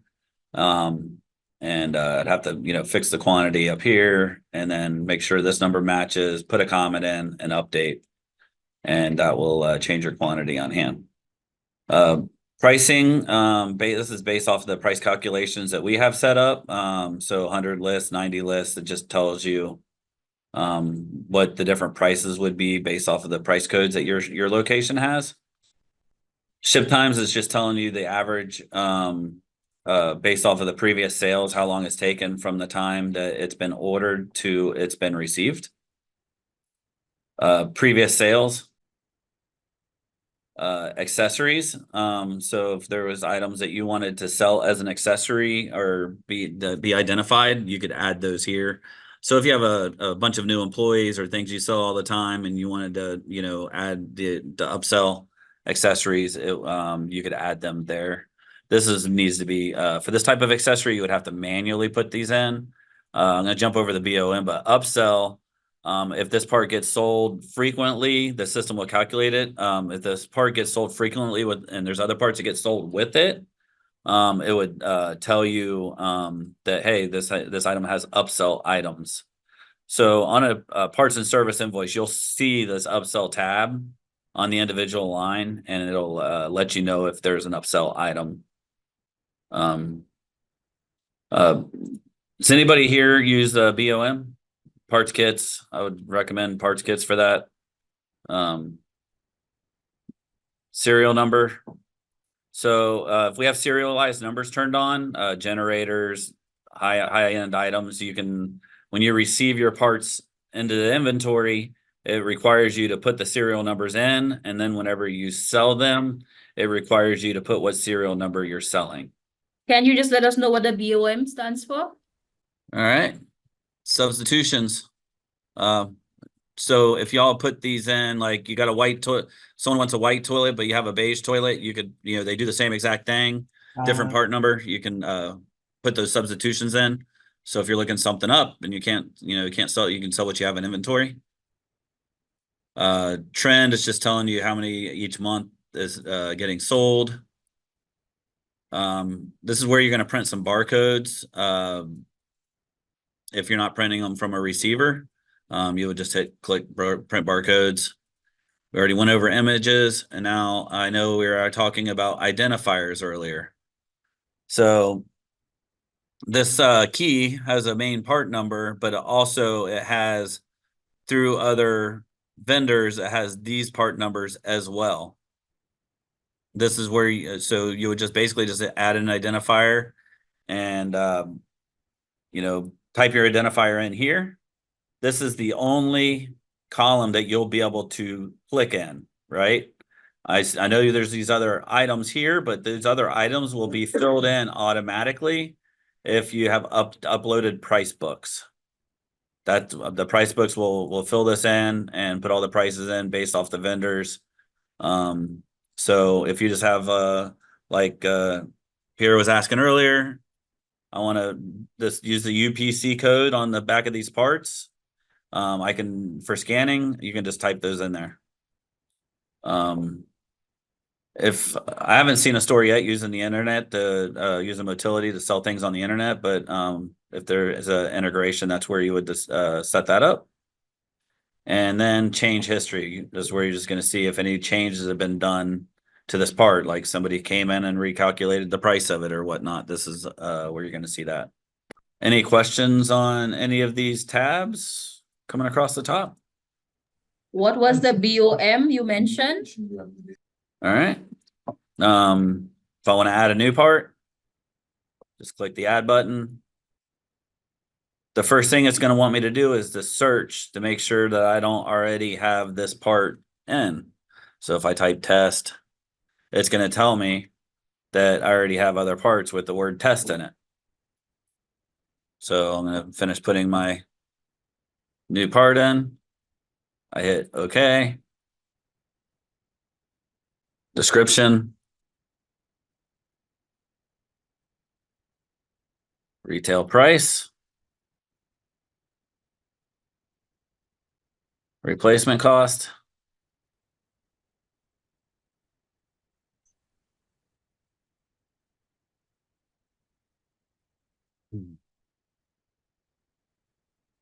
All right. So once I put in my my retail price and my replacement cost, it will give me my profit margin. All right. It's required to come over and select your default supplier. I just like to start typing it. And set your min and maxes. All right. Also, you can just come right over to your bin location and add a bin location. So these are going to be the preset ones that I already have set up. choose that bin location. And hit save. Any questions on adding a part to the system? All right, raise your hand if you've done Sarah, do you have a question? I did. I actually had two questions. So one I put in the chat. So if you add an identifier, can you manually change the cost? And then the other one was, can you no longer add a bin location while within that? Someone asked for what BOM stands for. So the BOM is going to be bill of materials. So it's a place where you can identify if you go and you do like light manufacturing. You can identify what part numbers are going on a like a set part. So you could like create your own part number for something that you manufacture, and you add the individual part numbers to it. All right, so that's just only a place to view them. But if you're still gonna go and sell that kit, essentially, you would have to individually bill out and the not only the main part that you set up, the individual parts as well. So essentially, it's easier just to create a parts kit for a bill of material. You cannot, because the only way these are changed is from the price books that are uploaded. What happens if there's no price book? What if you're not using price books? Then you can only change the cost on the from the main general screen, from the general portion.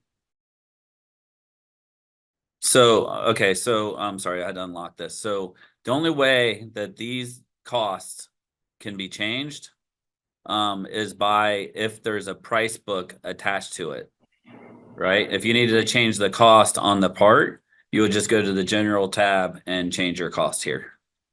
So I'm being told that, so some of them we don't have price books for, and they use that section to show them who has the cheapest parts, so we could, you know, choose one over another depending on the situation. So can you make a fake price book?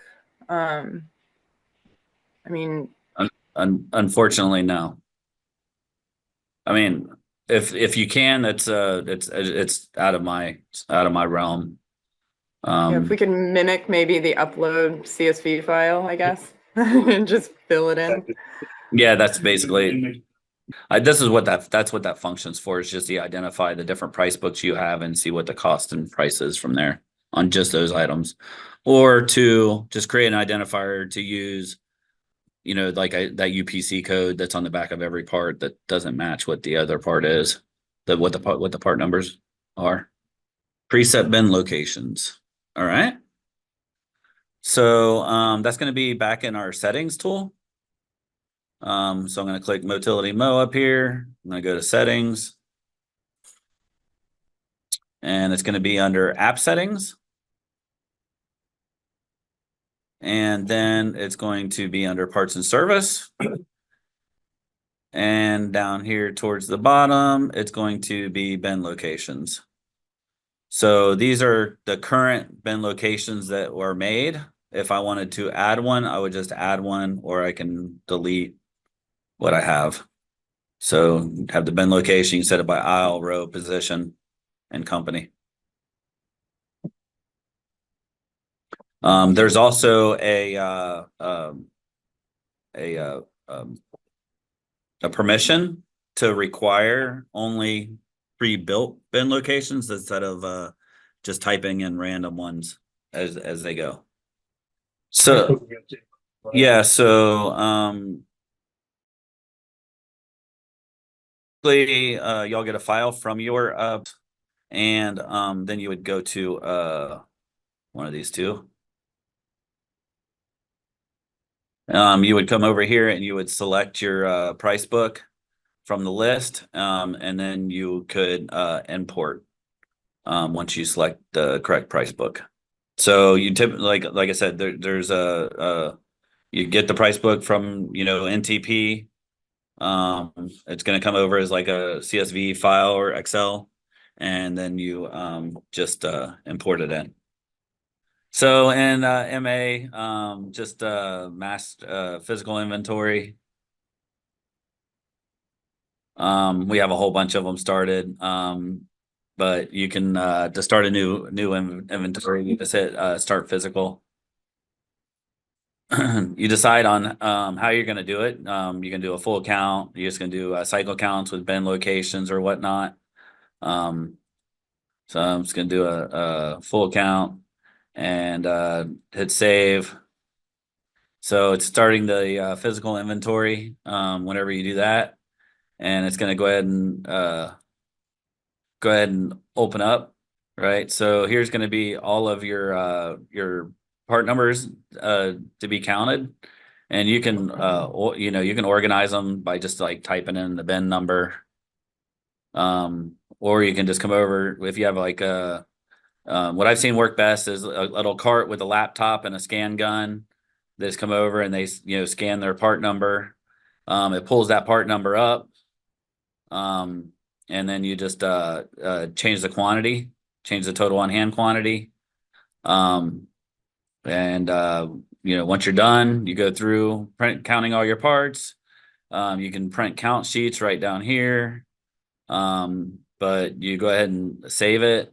You post your count, and then you can print your variance report to see what all your discrepancies are.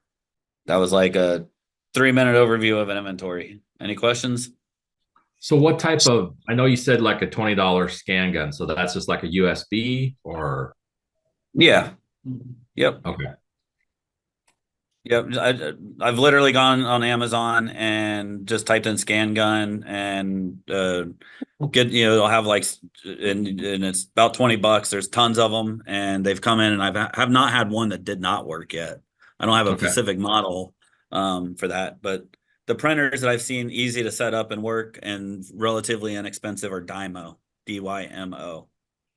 Like less than $100, you can get one that's USB as well for a roll printer. Got about 20 more minutes before lunch, so I'd like to open the floor up if anybody has any more questions. Yeah, so if I was gonna count my inventory, I'd have my my inventory pulled up, and I would put my cursor right here and scan that part, and that's gonna pull up the actual one that that you're searching for. So if I scan this first part number that's up at the top, it would display, and then you just come over to your count quantity, type your count quantity in there, then scan your next part and keep on with that. And then always a good idea to save while you're midstream. You don't want to lose anything. And just count whenever you're completed your count. You can like I said, post your count, and you can print your variance report to see where your discrepancies are. I apologize. I had to step out for 1 minute. How did you get to this report? Okay, so let me just go back out. Let me just close out of it. Apologize. I had to take a call. I'm sorry. Oh, no problem. So we're talking about physical inventory. Yes. So I just selected the physical inventory button. I just started this full count right here. So I'm just going to open that up. So basically I got my full count started.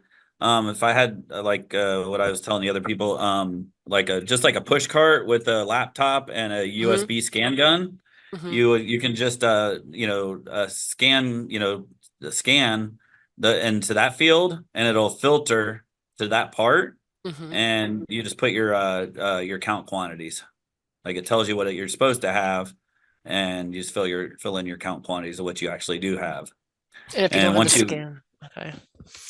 Or you can just you can do it by bin locations. Like if I wanted to just do if I know my bin locations, I can just type like that bin location test and just find these individual parts and type in my count quantities from that bin. And then once you've completed, and you can always hide your counted parts too. Once you're completed, you save it, post it to accounting, post the count. I'm sorry. And then you print your variance report and give that to your controller, and they will be able to see what their GL says that the account's supposed to have versus what you have.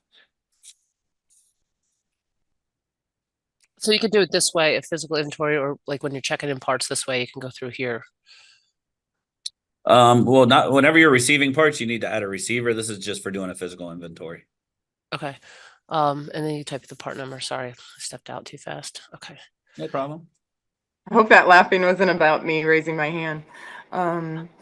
So just a kind of a probably a security question. If we have like 2 people doing our physical inventory, is there a tracking in the history to see, well, this employee actually adjusted the total on hand by 5? You know, like, is there any way to track who did it?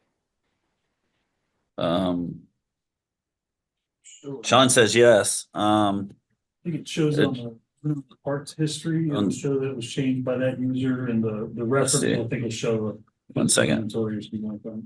Okay, so right here, Sarah, I just entered a count quantity of 0 on this. And it's telling me who entered it, which is me. Is that what you're asking me? Yeah, perfect. I just wanted to know. So if you print your variance report, will it actually show like your name too next to the variance adjustment? Let me go back and print let's see what happens here. So that's not on there. The variance is not, it's not given to the employee. And look under the history. I'm just looking to see if it's giving me an option over here to. I understand why you're asking. Yeah, just trying to figure out if like somebody just decides to take one home, you know? Right. Well, typically not everybody has permission to post the accounting. So there's no name. Yeah, there's no name. Okay, so so you could have them do the count and then somebody else could post. Of Like, course, yeah. you double check Yep. them. Okay. Yep. Yeah, you typically only want to have like just the parts manager or controller or the director posting the inventory after it's been verified. That is currently what we are doing. I was trying to think if we're slow at the front, if we had our team walk out, do some physical inventory during our cycle. Yeah. What can we do? What can we not do? Kind of. You could always come back to these inventories and search here and filter, by the employees, and then you can, filter by there and then filter by plus or minus, if that helps. C Gates, you got a question? Oh, Jason. Okay. I know I can look up in self-help or videos, but it's so much easier in person. What questions do you have, Jason? Are we also going to be able to see this on the Affinity side, Clint? Yep. Okay.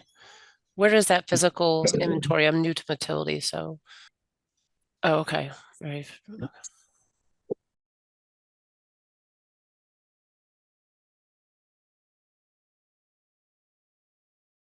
So basically here's all the then here, all the physical the inventories have been done before. I can just double select it to open it. And essentially I can, like I said, you take your scan gun, scan it there, put in your count quantities. And it tells you who it's entered by over here. Then when you're done, you can save and post your account. Post the count here, print the variance. I know you can like print these count sheets up, and then there's a way to import them as well.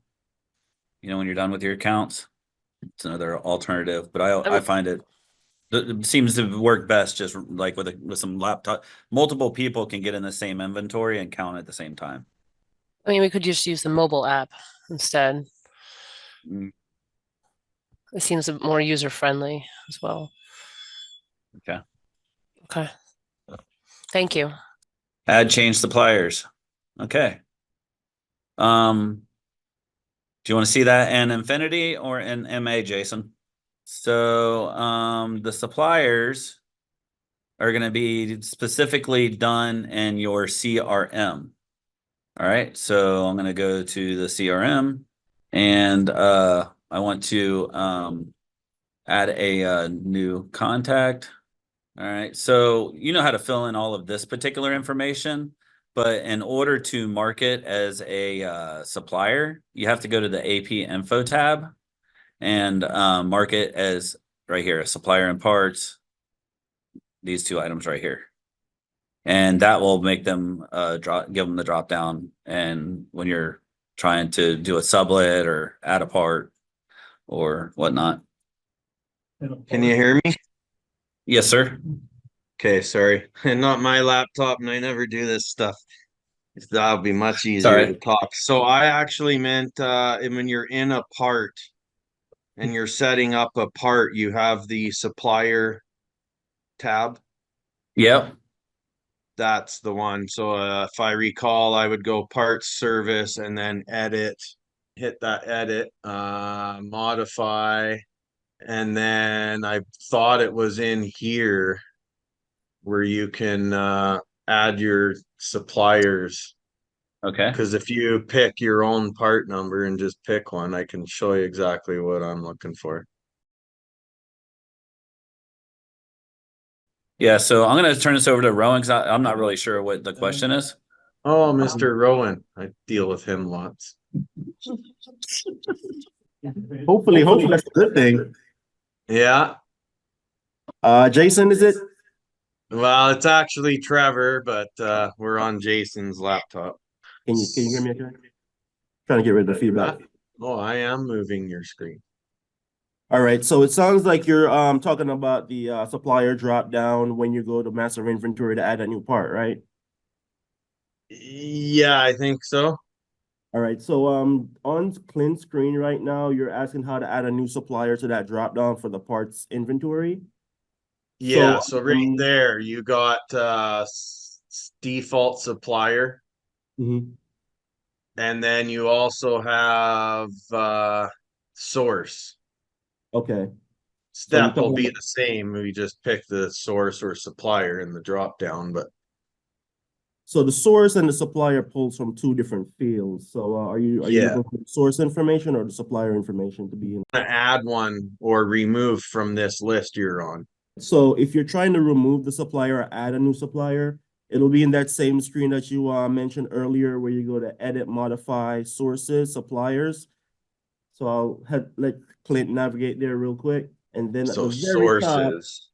At the very top, you're gonna have a plus icon and an X icon. The X removes it and the plus gives you the field to add a new one. Right. So even though I have Northern Wholesale set up in the CRM, I have to redo all the information here. No, so what this does is usually how I train parts and services, whenever you need to add a new supplier and you add it within parts and service, it adds it to this screen and the drop downs as well as add it to the CRM for you. Now, if you remove them from this screen, all it does is just remove them as a supplier in the drop down, but you'll still have the entity in the CRM. Right. So when I'm setting up a new supplier, it's not adding it into the source list. Yeah, so the source pulls from somewhere else, so I can kind of walk you through where that information would be. So Okay. you want to close that screen now, Clint. And if you go back to edit, modify, it is the parts pick list, I think. Haven't been in here in a while. Further up, add modify parts pick list. And then if you change, source is the first one. So you can just add the description right there for the source. Usually I don't see the source as the supplier, but if it is for you, then that's where you go in and just type in the source. And then, isn't that just for the pick list? Yeah, this is the pick list.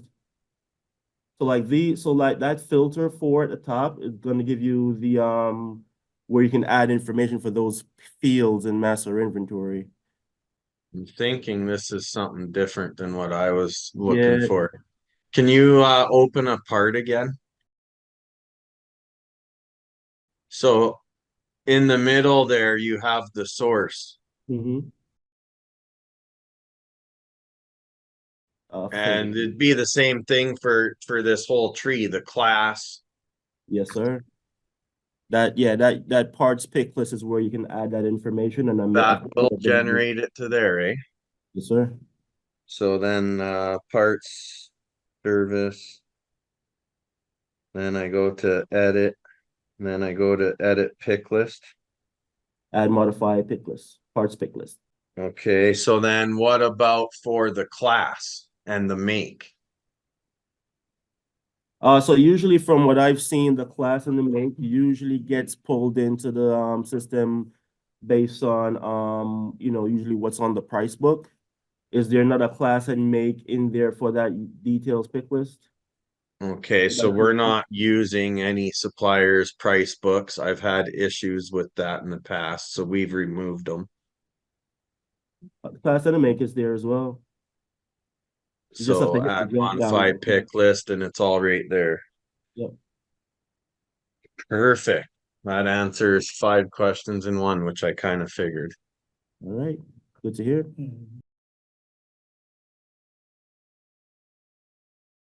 For your actual pick list over on the left tab on your main parts and service. I'm sorry, can you repeat that? On the main parts and service screen on the left column where you got parts, service, cashier. Uh-huh. Under parts, I think your open screen there is just blocking off the one that says pick list. 103 or 104. Yeah, I was trying to get rid of. Yeah. There we go. All right. There you go. So part picking 104. Okay. So anytime a part gets billed out onto a service invoice, it shows up on this parts pick list. For if you had like somebody specifically, that's all they do is they run parts. They could check them off that they can deliver the part. It's not responding. They could deliver the part and mark it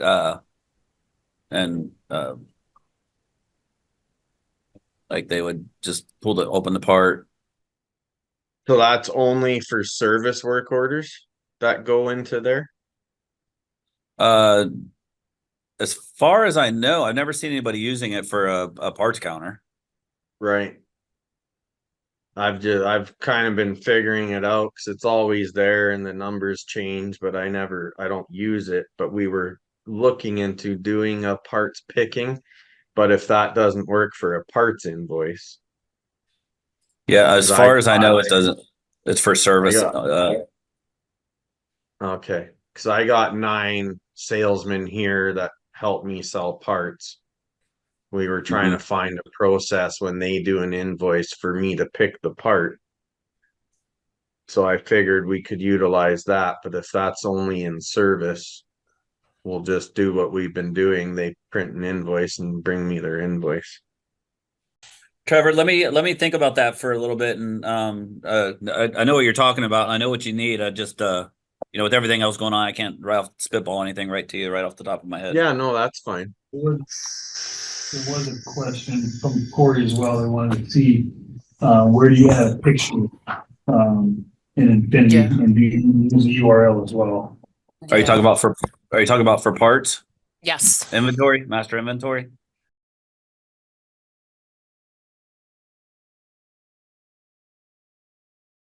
So it's going to be the same picture UL goes right here.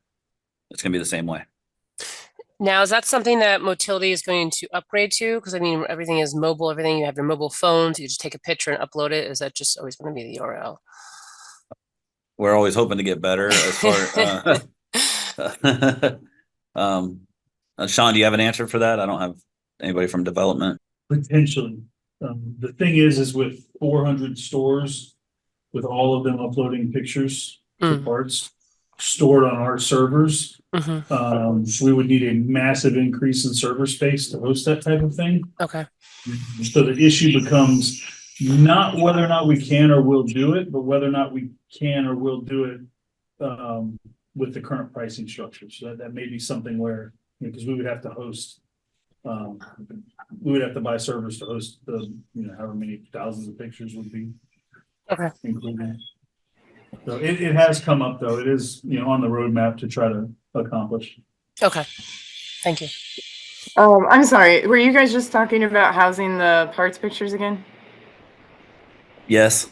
Okay, so I have, we figured out a way to do it through Teams and create the links, but my question is when you guys move us over to MA, you're still gonna house those on your servers, but I'm assuming at some point you're gonna term those servers.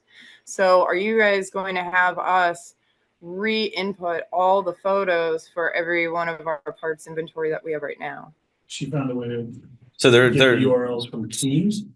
Or, Yeah, so I just created a Teams group and created as parts images, and I can drop an image in and create a link from there.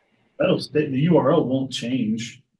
Because it'll still be in Teams, and the URL assigned to the part would be the same in MA, so it would stay attached. It should. Yeah, because we're gonna go cloud-based for our server, so I was trying to find a way to house them in Teams, but I'm worried about what we currently have now. So are you guys going to carry those images forward? Or are you guys gonna have us reload them?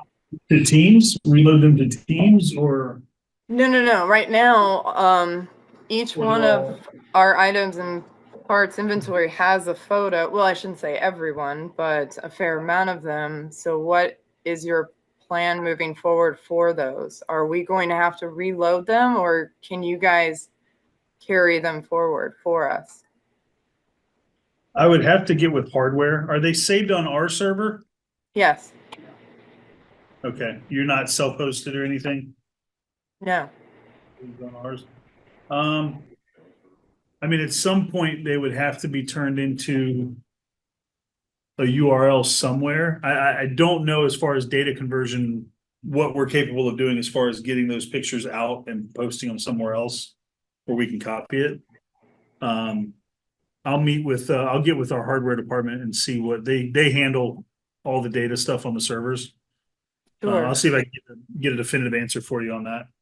Yeah, because I think you guys are housing our images that we'll upload for work orders. So there is some cloud-based image files that you guys are hosting.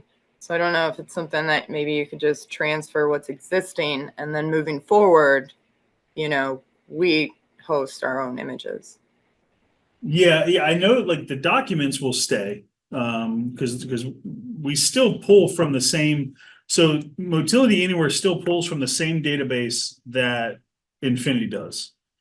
So all of your information that's saved on servers, even anything cloud-based still, that cloud is still servers somewhere. So that all will stay. If you migrated fully to MA, all of those documents that you uploaded and everything, that part stays.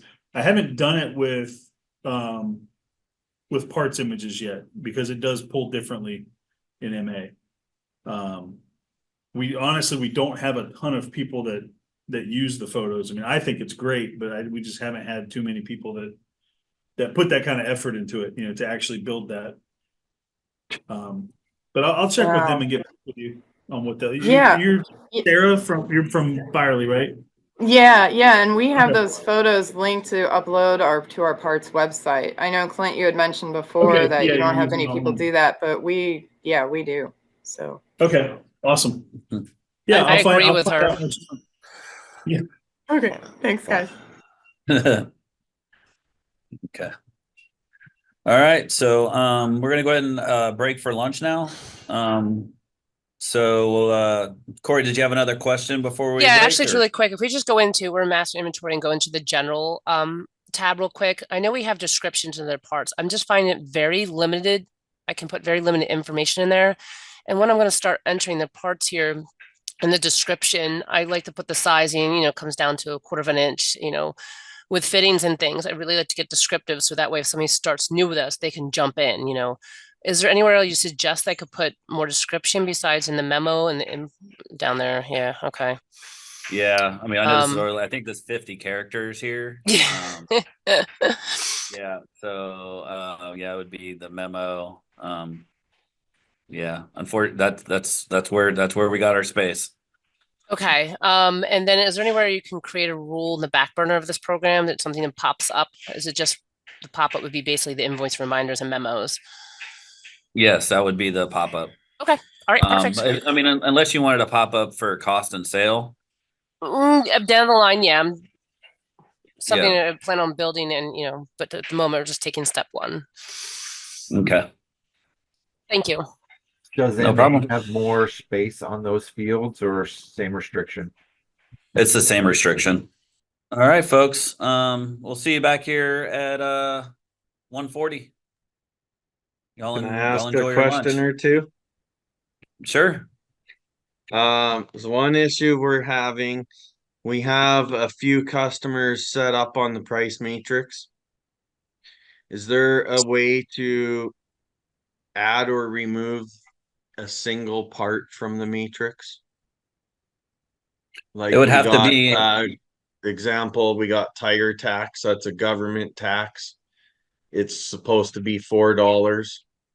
One customer I have set up on 4DC, so it ends up being $5 for that customer.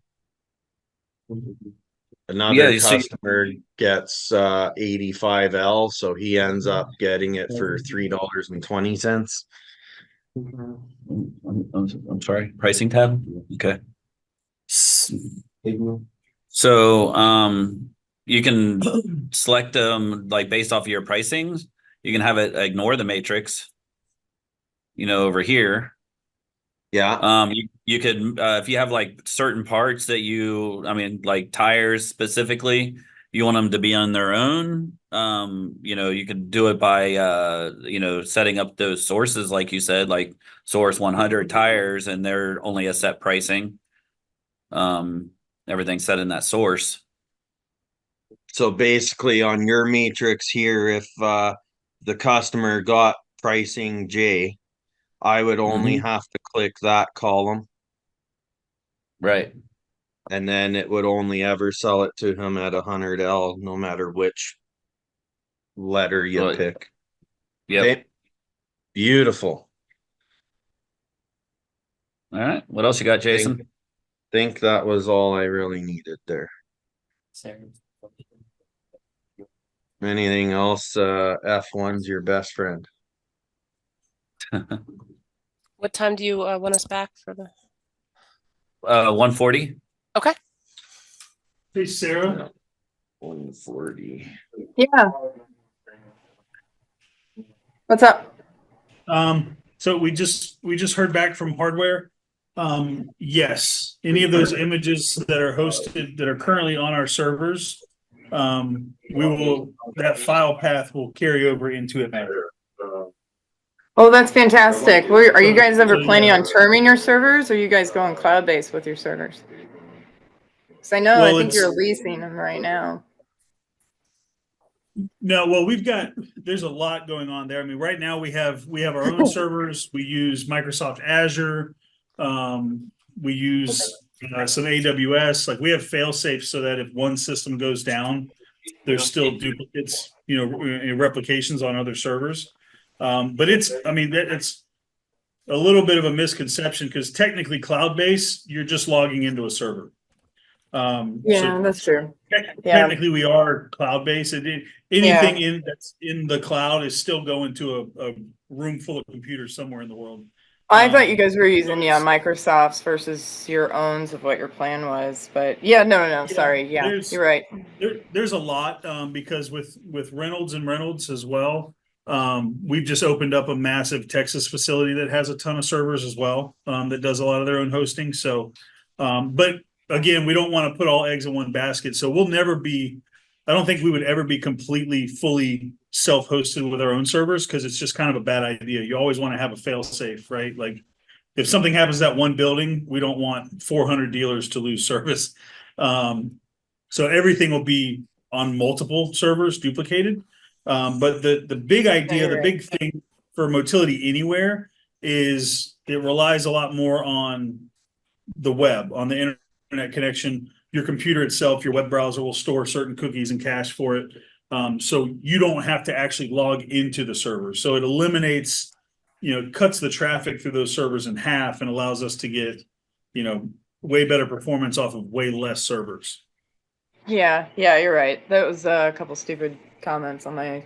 No, you're fine. No, you're fine. That's it's kind of where everyone's at with it. But yeah, so it'll still be, your data, everything that you type in and save in the system is still saved on a server. But like I said, a lot of it is us using that firepower to go from you logging in and out of servers just to be able to use the software to us being able to replicate your database on different servers so that we can eliminate, failovers.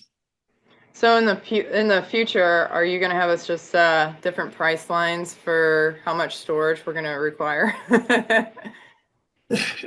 We've talked about it. I can't really speak to it because as of right now, we don't have anything in the books as far as like charging you per gig. You know what I mean? Yeah. But there's a lot of things that dealers have done in the past because you have access to the server, you log into the server. So there's a lot of stuff that people save on that Motility desktop that in some cases shouldn't be, that we're storing stuff that we shouldn't, where you should save it to your computer, but you're saving it to the Motility desktop.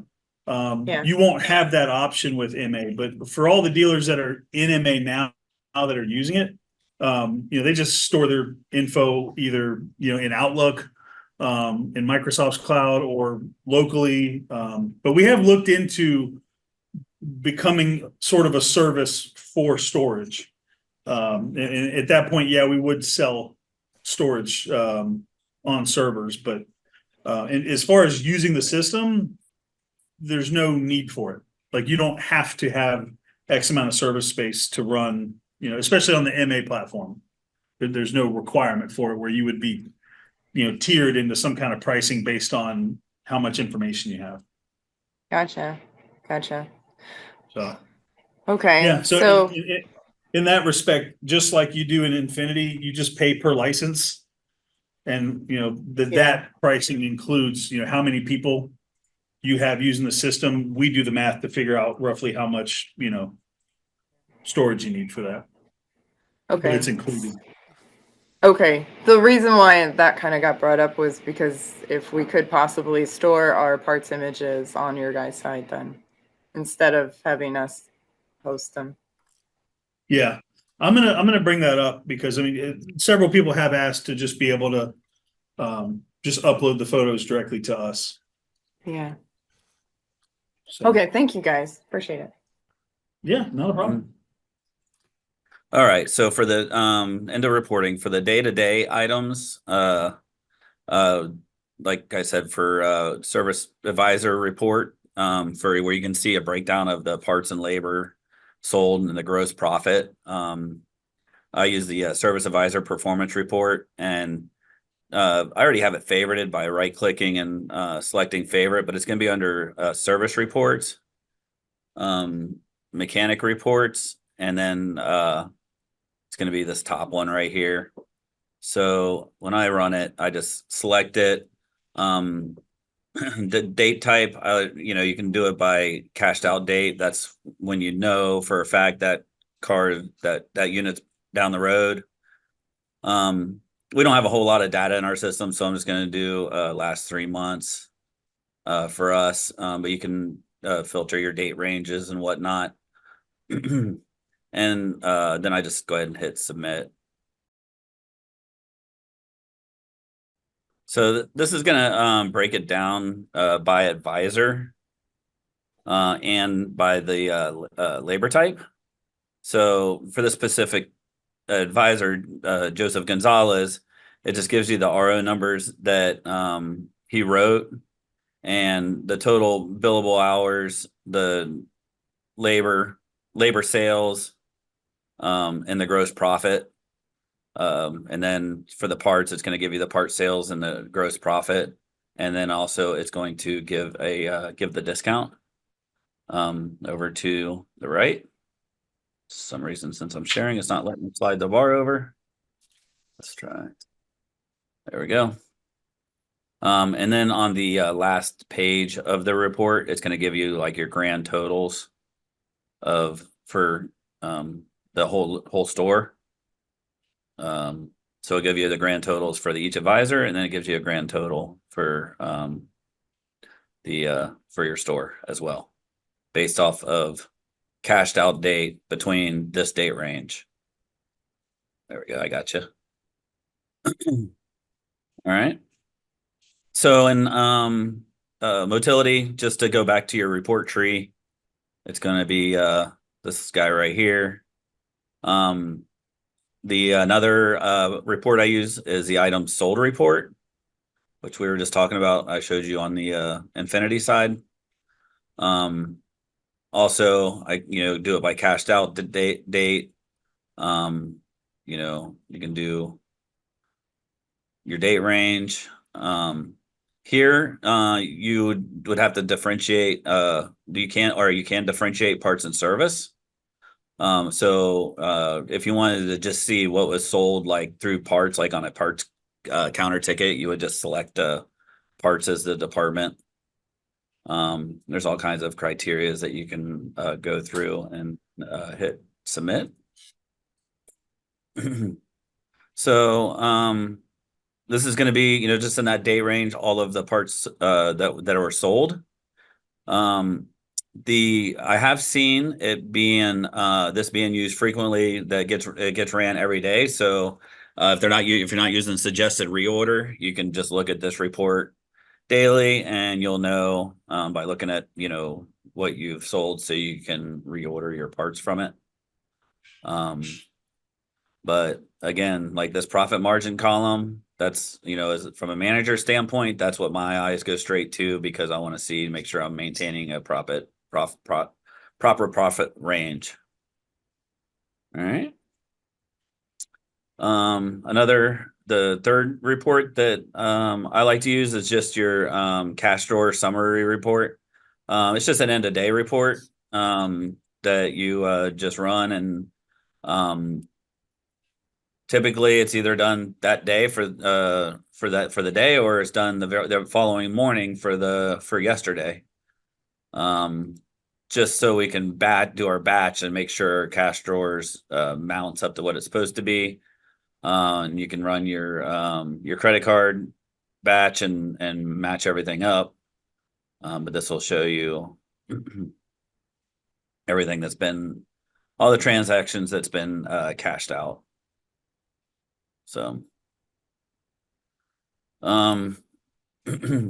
there's tons of other service reports in here. Like if you want to see your daily service invoice report, so if you got your work in process, so we're going to do just date in, do your date range, and just hit submit. So I can just basically just look at this and see what I have out there and work in process to keep your advisors closing out on their repair orders. So you can also you can see that in a report, as well as seeing it on your parts and service module and your invoicing. So whenever I'm training customers to use the system, if the vehicles are ready to go but they're not cashed out, I always recommend to just put them in closed status but not cashed out. So if they're ready to be picked up, you'll be able to find all of those under your closed cashed out, and be able to emphasize on getting these items picked up. So I know Tyler went through setting up batches and whatnot yesterday. Is there anybody on this call today that did not get to see the batches being set up? Okay. So Batch reports are so a report will run automatically for you every day. And let's go back over here and reporting. So for batch reports, You want to it. huh? Yeah. For batch reports, you just go ahead and start by selecting your batch button. You can add new batch or you can view your batch list. And if you right now we don't have anything specifically set up, but if I wanted to create a new batch, I would just select it and I would name it.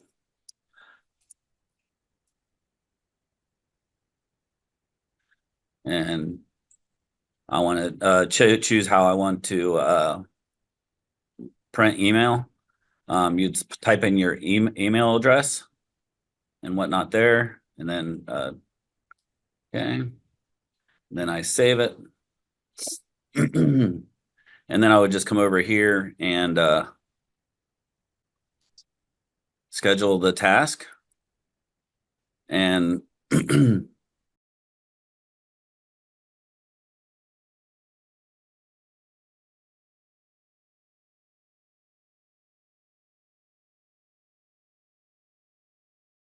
Hey guys, I'm gonna step in for just a minute. So essentially, when you're making your batch list, the first thing that you're going to want to do when you're creating it is up in the top right here in this section, you're going to see that you're going to actually have to schedule a date and time that you want this to kick out on, right?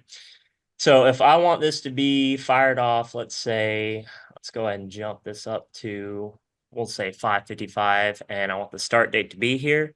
If I don't want an end date, meaning that I want this to consistently run, I just leave this checked.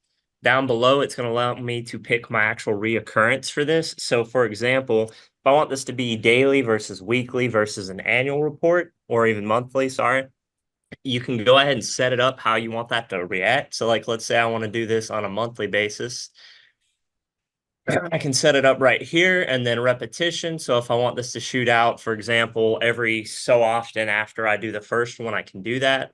Normally, I don't recommend that. I would just want it to follow the reoccurrence pattern that I actually have set up right here. And then after I'm done, all I would need to do is hit save and then go ahead and hit OK, because I'm not going to try and manually run this. Now, after the batch is in place, you do have the option to go ahead and start adding your reports here, but personally, that's not the method I like to run with. I personally like to actually go into my report over here. Let's say we're on the items sold report. So what I can do here is if what I have filled in for this report is what I'm going to want to see on, like, let's say a monthly or every 2 weeks or a weekly basis, I can go ahead and fit my parameters in here to match what I'm desiring to see. And then after I have my parameters in place, I can hit the save report filter preset, which essentially will keep whatever parameters I'm putting in for that report as the same. Once I'm done with that, you'll notice I could also right click it again and it'll give me the option to either add it to an existing batch list, which we just created, or if I wanted to just start absolutely fresh and I only want this report to go to its own batch list, I could actually create a whole new one in the same time if I wanted to.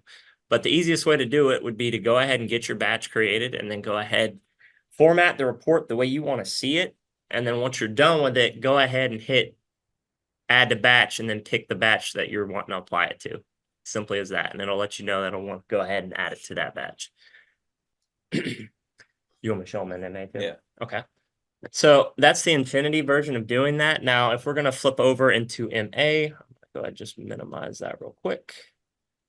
I'll show you. It's actually pretty straightforward in here as well. So let's go to reporting.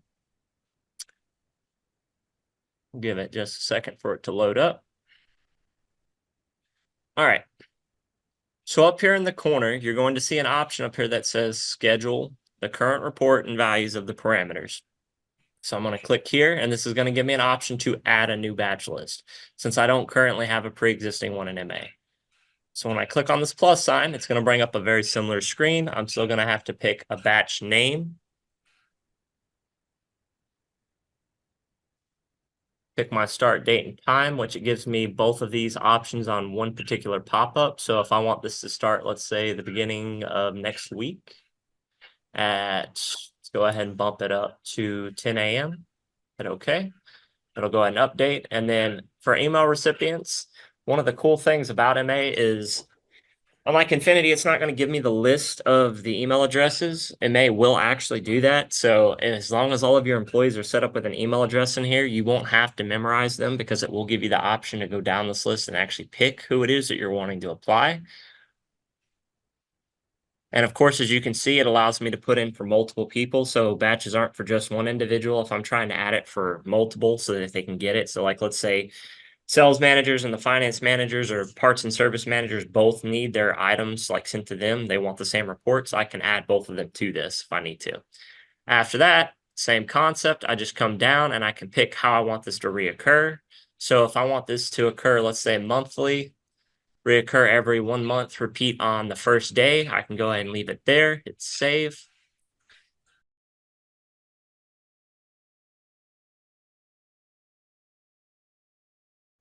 There we go. I didn't pick my end date, that's why. So let's say we want this to end. Let's jump this all the way to the beginning of next year. We'll do the equivalent here and say when I started it off last. All right, cool. So this is going to run every month for a year, essentially, until that end date is hit.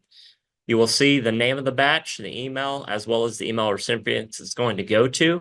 Now, if I wanted to, I have a few ways to do this. If I want to go to a report and grab it from here, I can hit the plus sign and go that route. But again, same concept as in Infinity. I would rather go to my report directly first, set the parameters up the way I want to see it.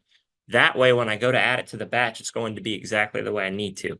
And in addition, we also learned yesterday that if you want to run the same report, but with different criteria, you can add that report to this batch list as many times as you want to with the different parameters and have it sent to you. So let's say that maybe you want to see one aspect of something, but then the other aspect as well, and the report provides both viewing points, but you want them separated. That's the concept. I can go ahead and do that. So simply put, I have it saved now. I can go ahead and close. And if I went to the item sold report, difference in MA is your parameter saving button is going to be down here at the bottom where it says save defaults. And then simply to add it to the batch, I just hit report scheduler right here. And then just hit the plus sign on which one I'm trying to add it to. And once I do that, yep, I am 100% cool with that. Hit yes. Give it just 1 second. It will throw my report down below in here. Let's make sure you want that. Yes. Give it a moment to load.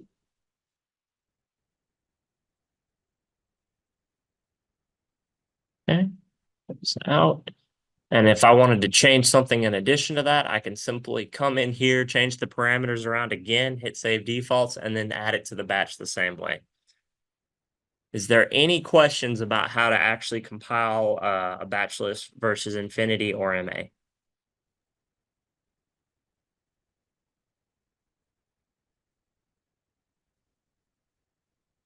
Or I see your hand is still raised, but I just want to make sure if it's a new question or if that was just for the pre-existing question that you had previously. Pre-existing. Perfect. Gotcha. Awesome. But I mean, that's how pretty straightforward it is. Like once you get the reports, like I said, the way you want them built out and you already have your batch list created, you just add them by going to the report at the bottom right-hand corner where it says report scheduler and add it directly that way if you need to. And in Infinity, again, you just have to go over to the report line, right click on it, and then it'll give you the add to batch list option. It won't be available in the parameters or anything like that. It's going to have to be a right click, add to batch list, and you're good to go. Thank you for that. Tyler's our batch master. So I mean, does anybody have any questions on reporting or anything they want to see? Is there anything in the parts and service module that you have questions with that you would like to review? I have a question about receiving tickets. Okay. When you have a receiving ticket and when you get a discount on an invoice, how do you enter that in Motility? I didn't see that anywhere. You can enter the sales tax, but a lot of times we do get discounts from our vendors.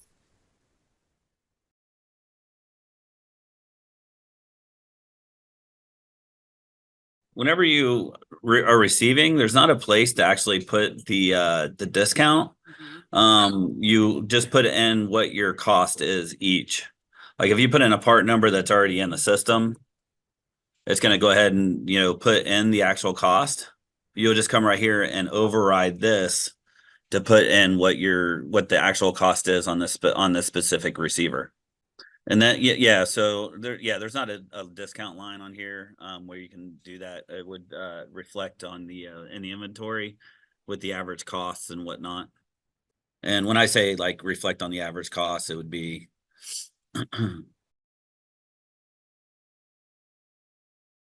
right over here. Well, let me find a part that has. Yeah, I was doing that last time. Yeah, it's just the first part that's in our parts file. So if this one was, sold, it has a replacement cost of 75, but then you received a bunch of them at $70, it's going to change your average cost.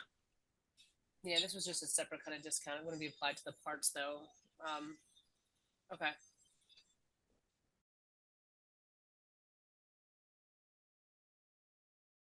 As relates to motility, I have an issue from what I've seen.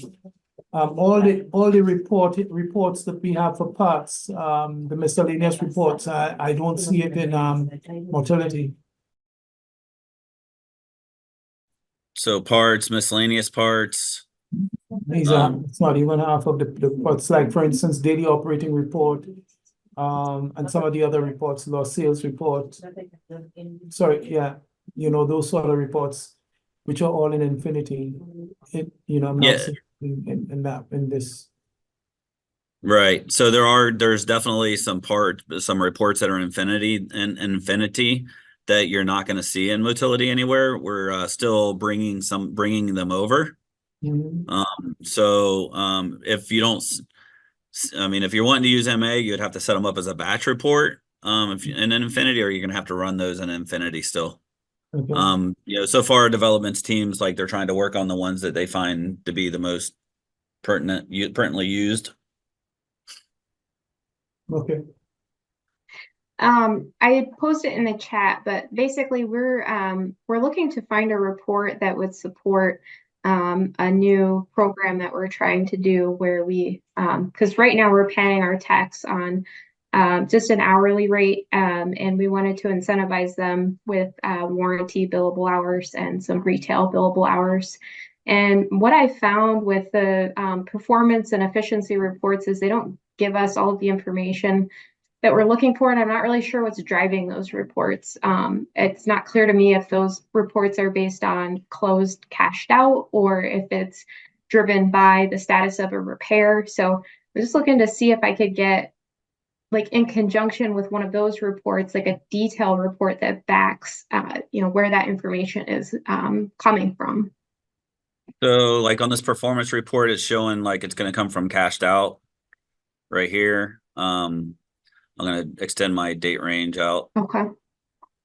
And then let's just submit. So for example, for advisor Chris, it's got my retail repair orders, then my warranty service repair orders. And if there was, and then, he doesn't have any, that's only 2 labor types he has.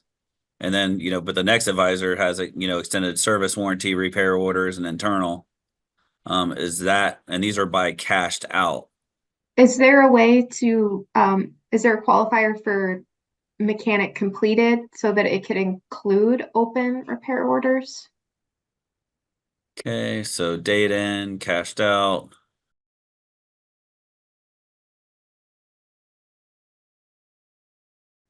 Does not look like it on this particular report. So you want it to be like open and just the jobs completed. That's correct, yes. And to include cashed out as well if it falls within the date range. Right.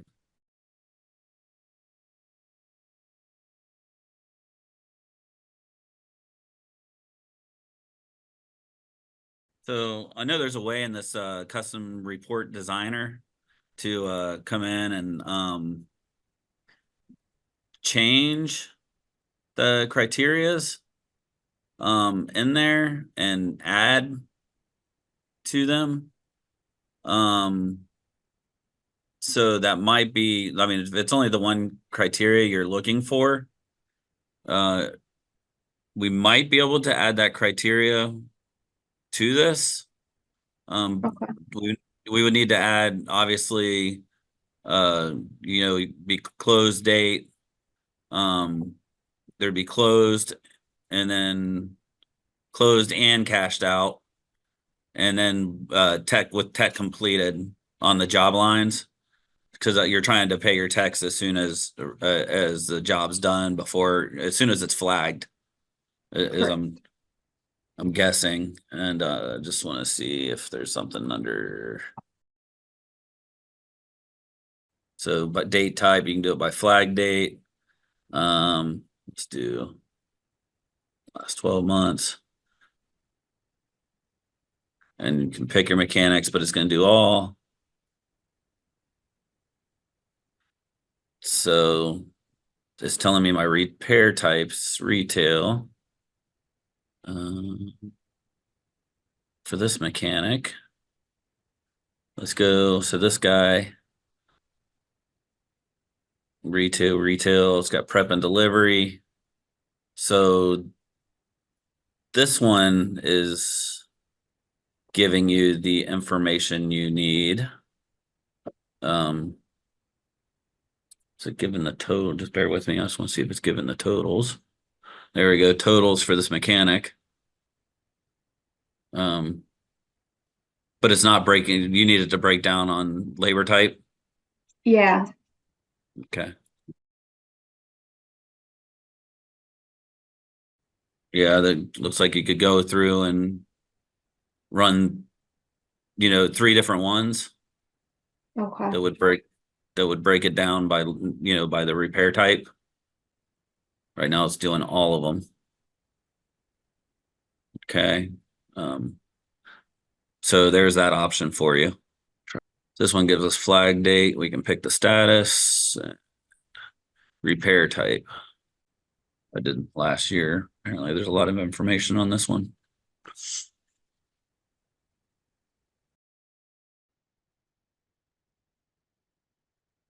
Yeah, so it looks like Carly, that first one I showed you, the one that's up at the top, is going to give you the most information that you're going to need. And you would just need to break down the reports. If you're going to pay differently for customer pay, warranty, and internal, you would just have to come down and change your repair type to specifically run each one and then compare the 3. Otherwise, it's going to give you, Sorry, Clint, I muted myself because we have a lot of background noise right now, but that makes sense. Thank you. You're welcome.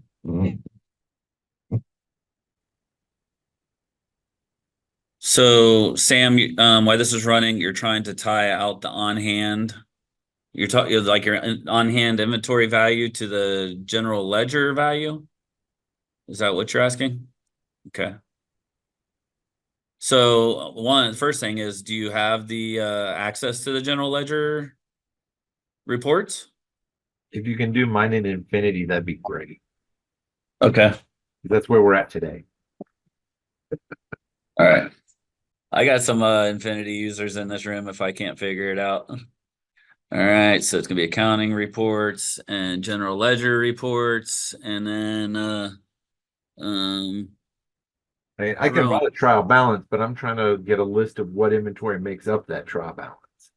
Inventory values by GL number. Let's just see what that says right there.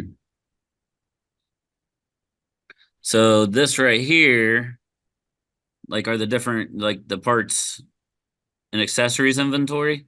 Mm-hmm.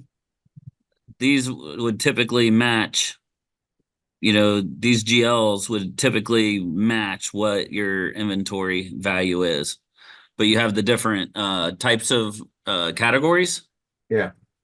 So I don't think you're going to have as many as I do on this test environment. You typically only have 1 parts and accessories inventory. Oh, you wish.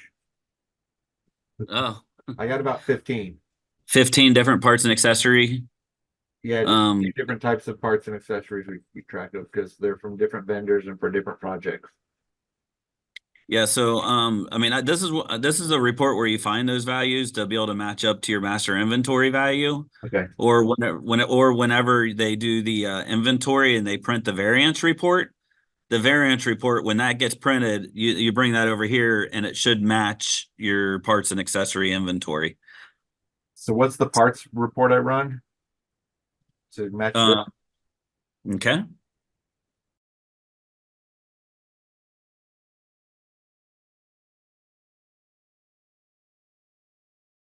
Should just be today.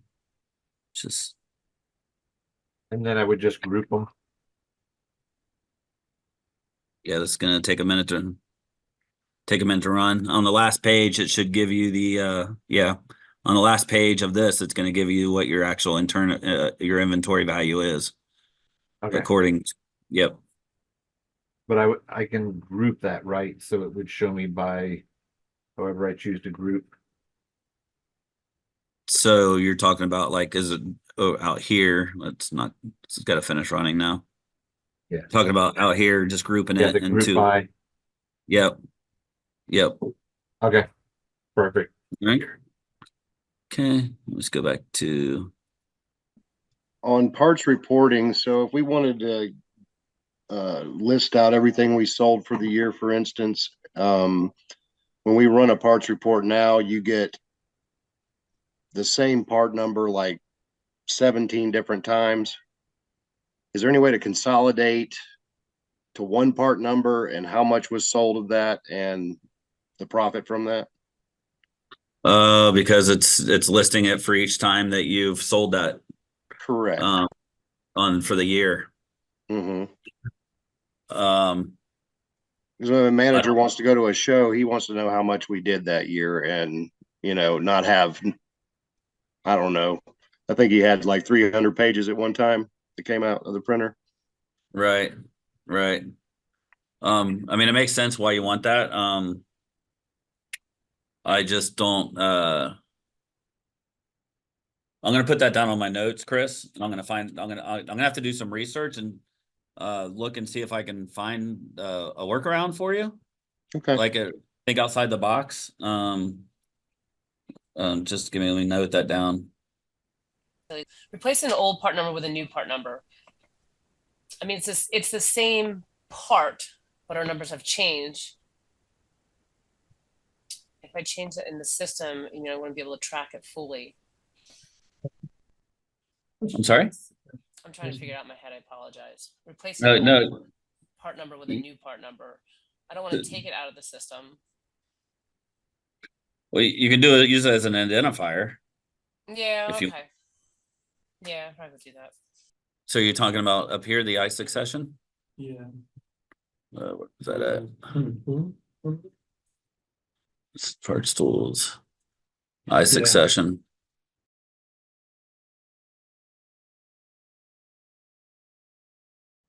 You gotta have a price book. Let's see. See the test. Oh, there we go. And then the new part numbers test. I think I did test 20. Let's see. It says creating new part.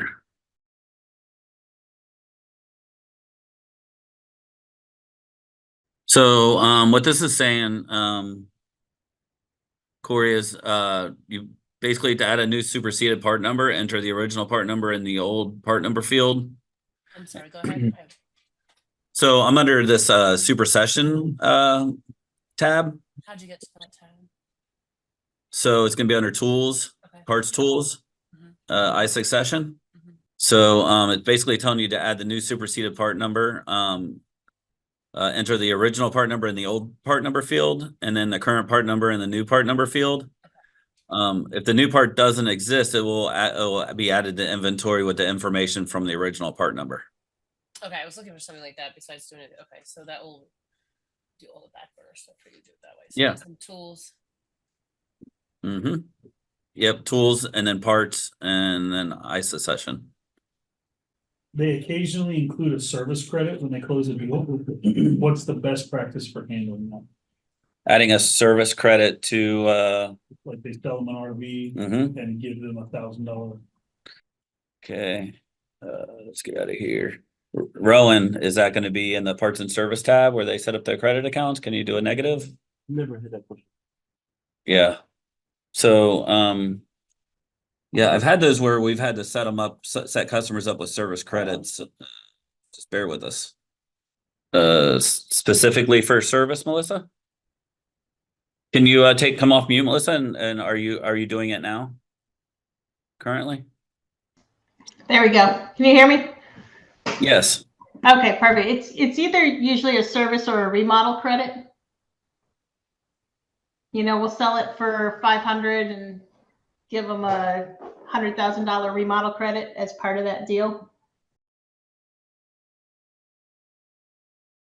Currently, what they're doing right now is when they cash out the deal, they're just putting a line in that journal entry to show a credit to AR. I didn't know if there was a better way to do that. So you can show her the AR tab. That's the first thing that came to mind, the AR tab.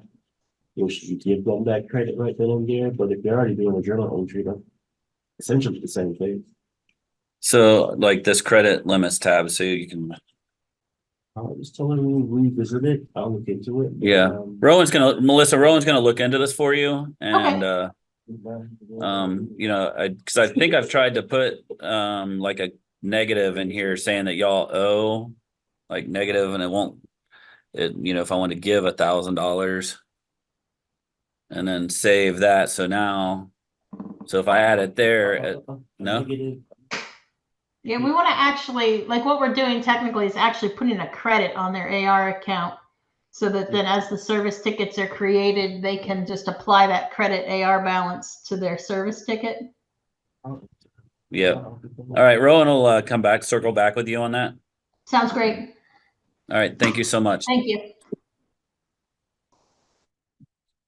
And I appreciate you guys, and y'all have a wonderful day.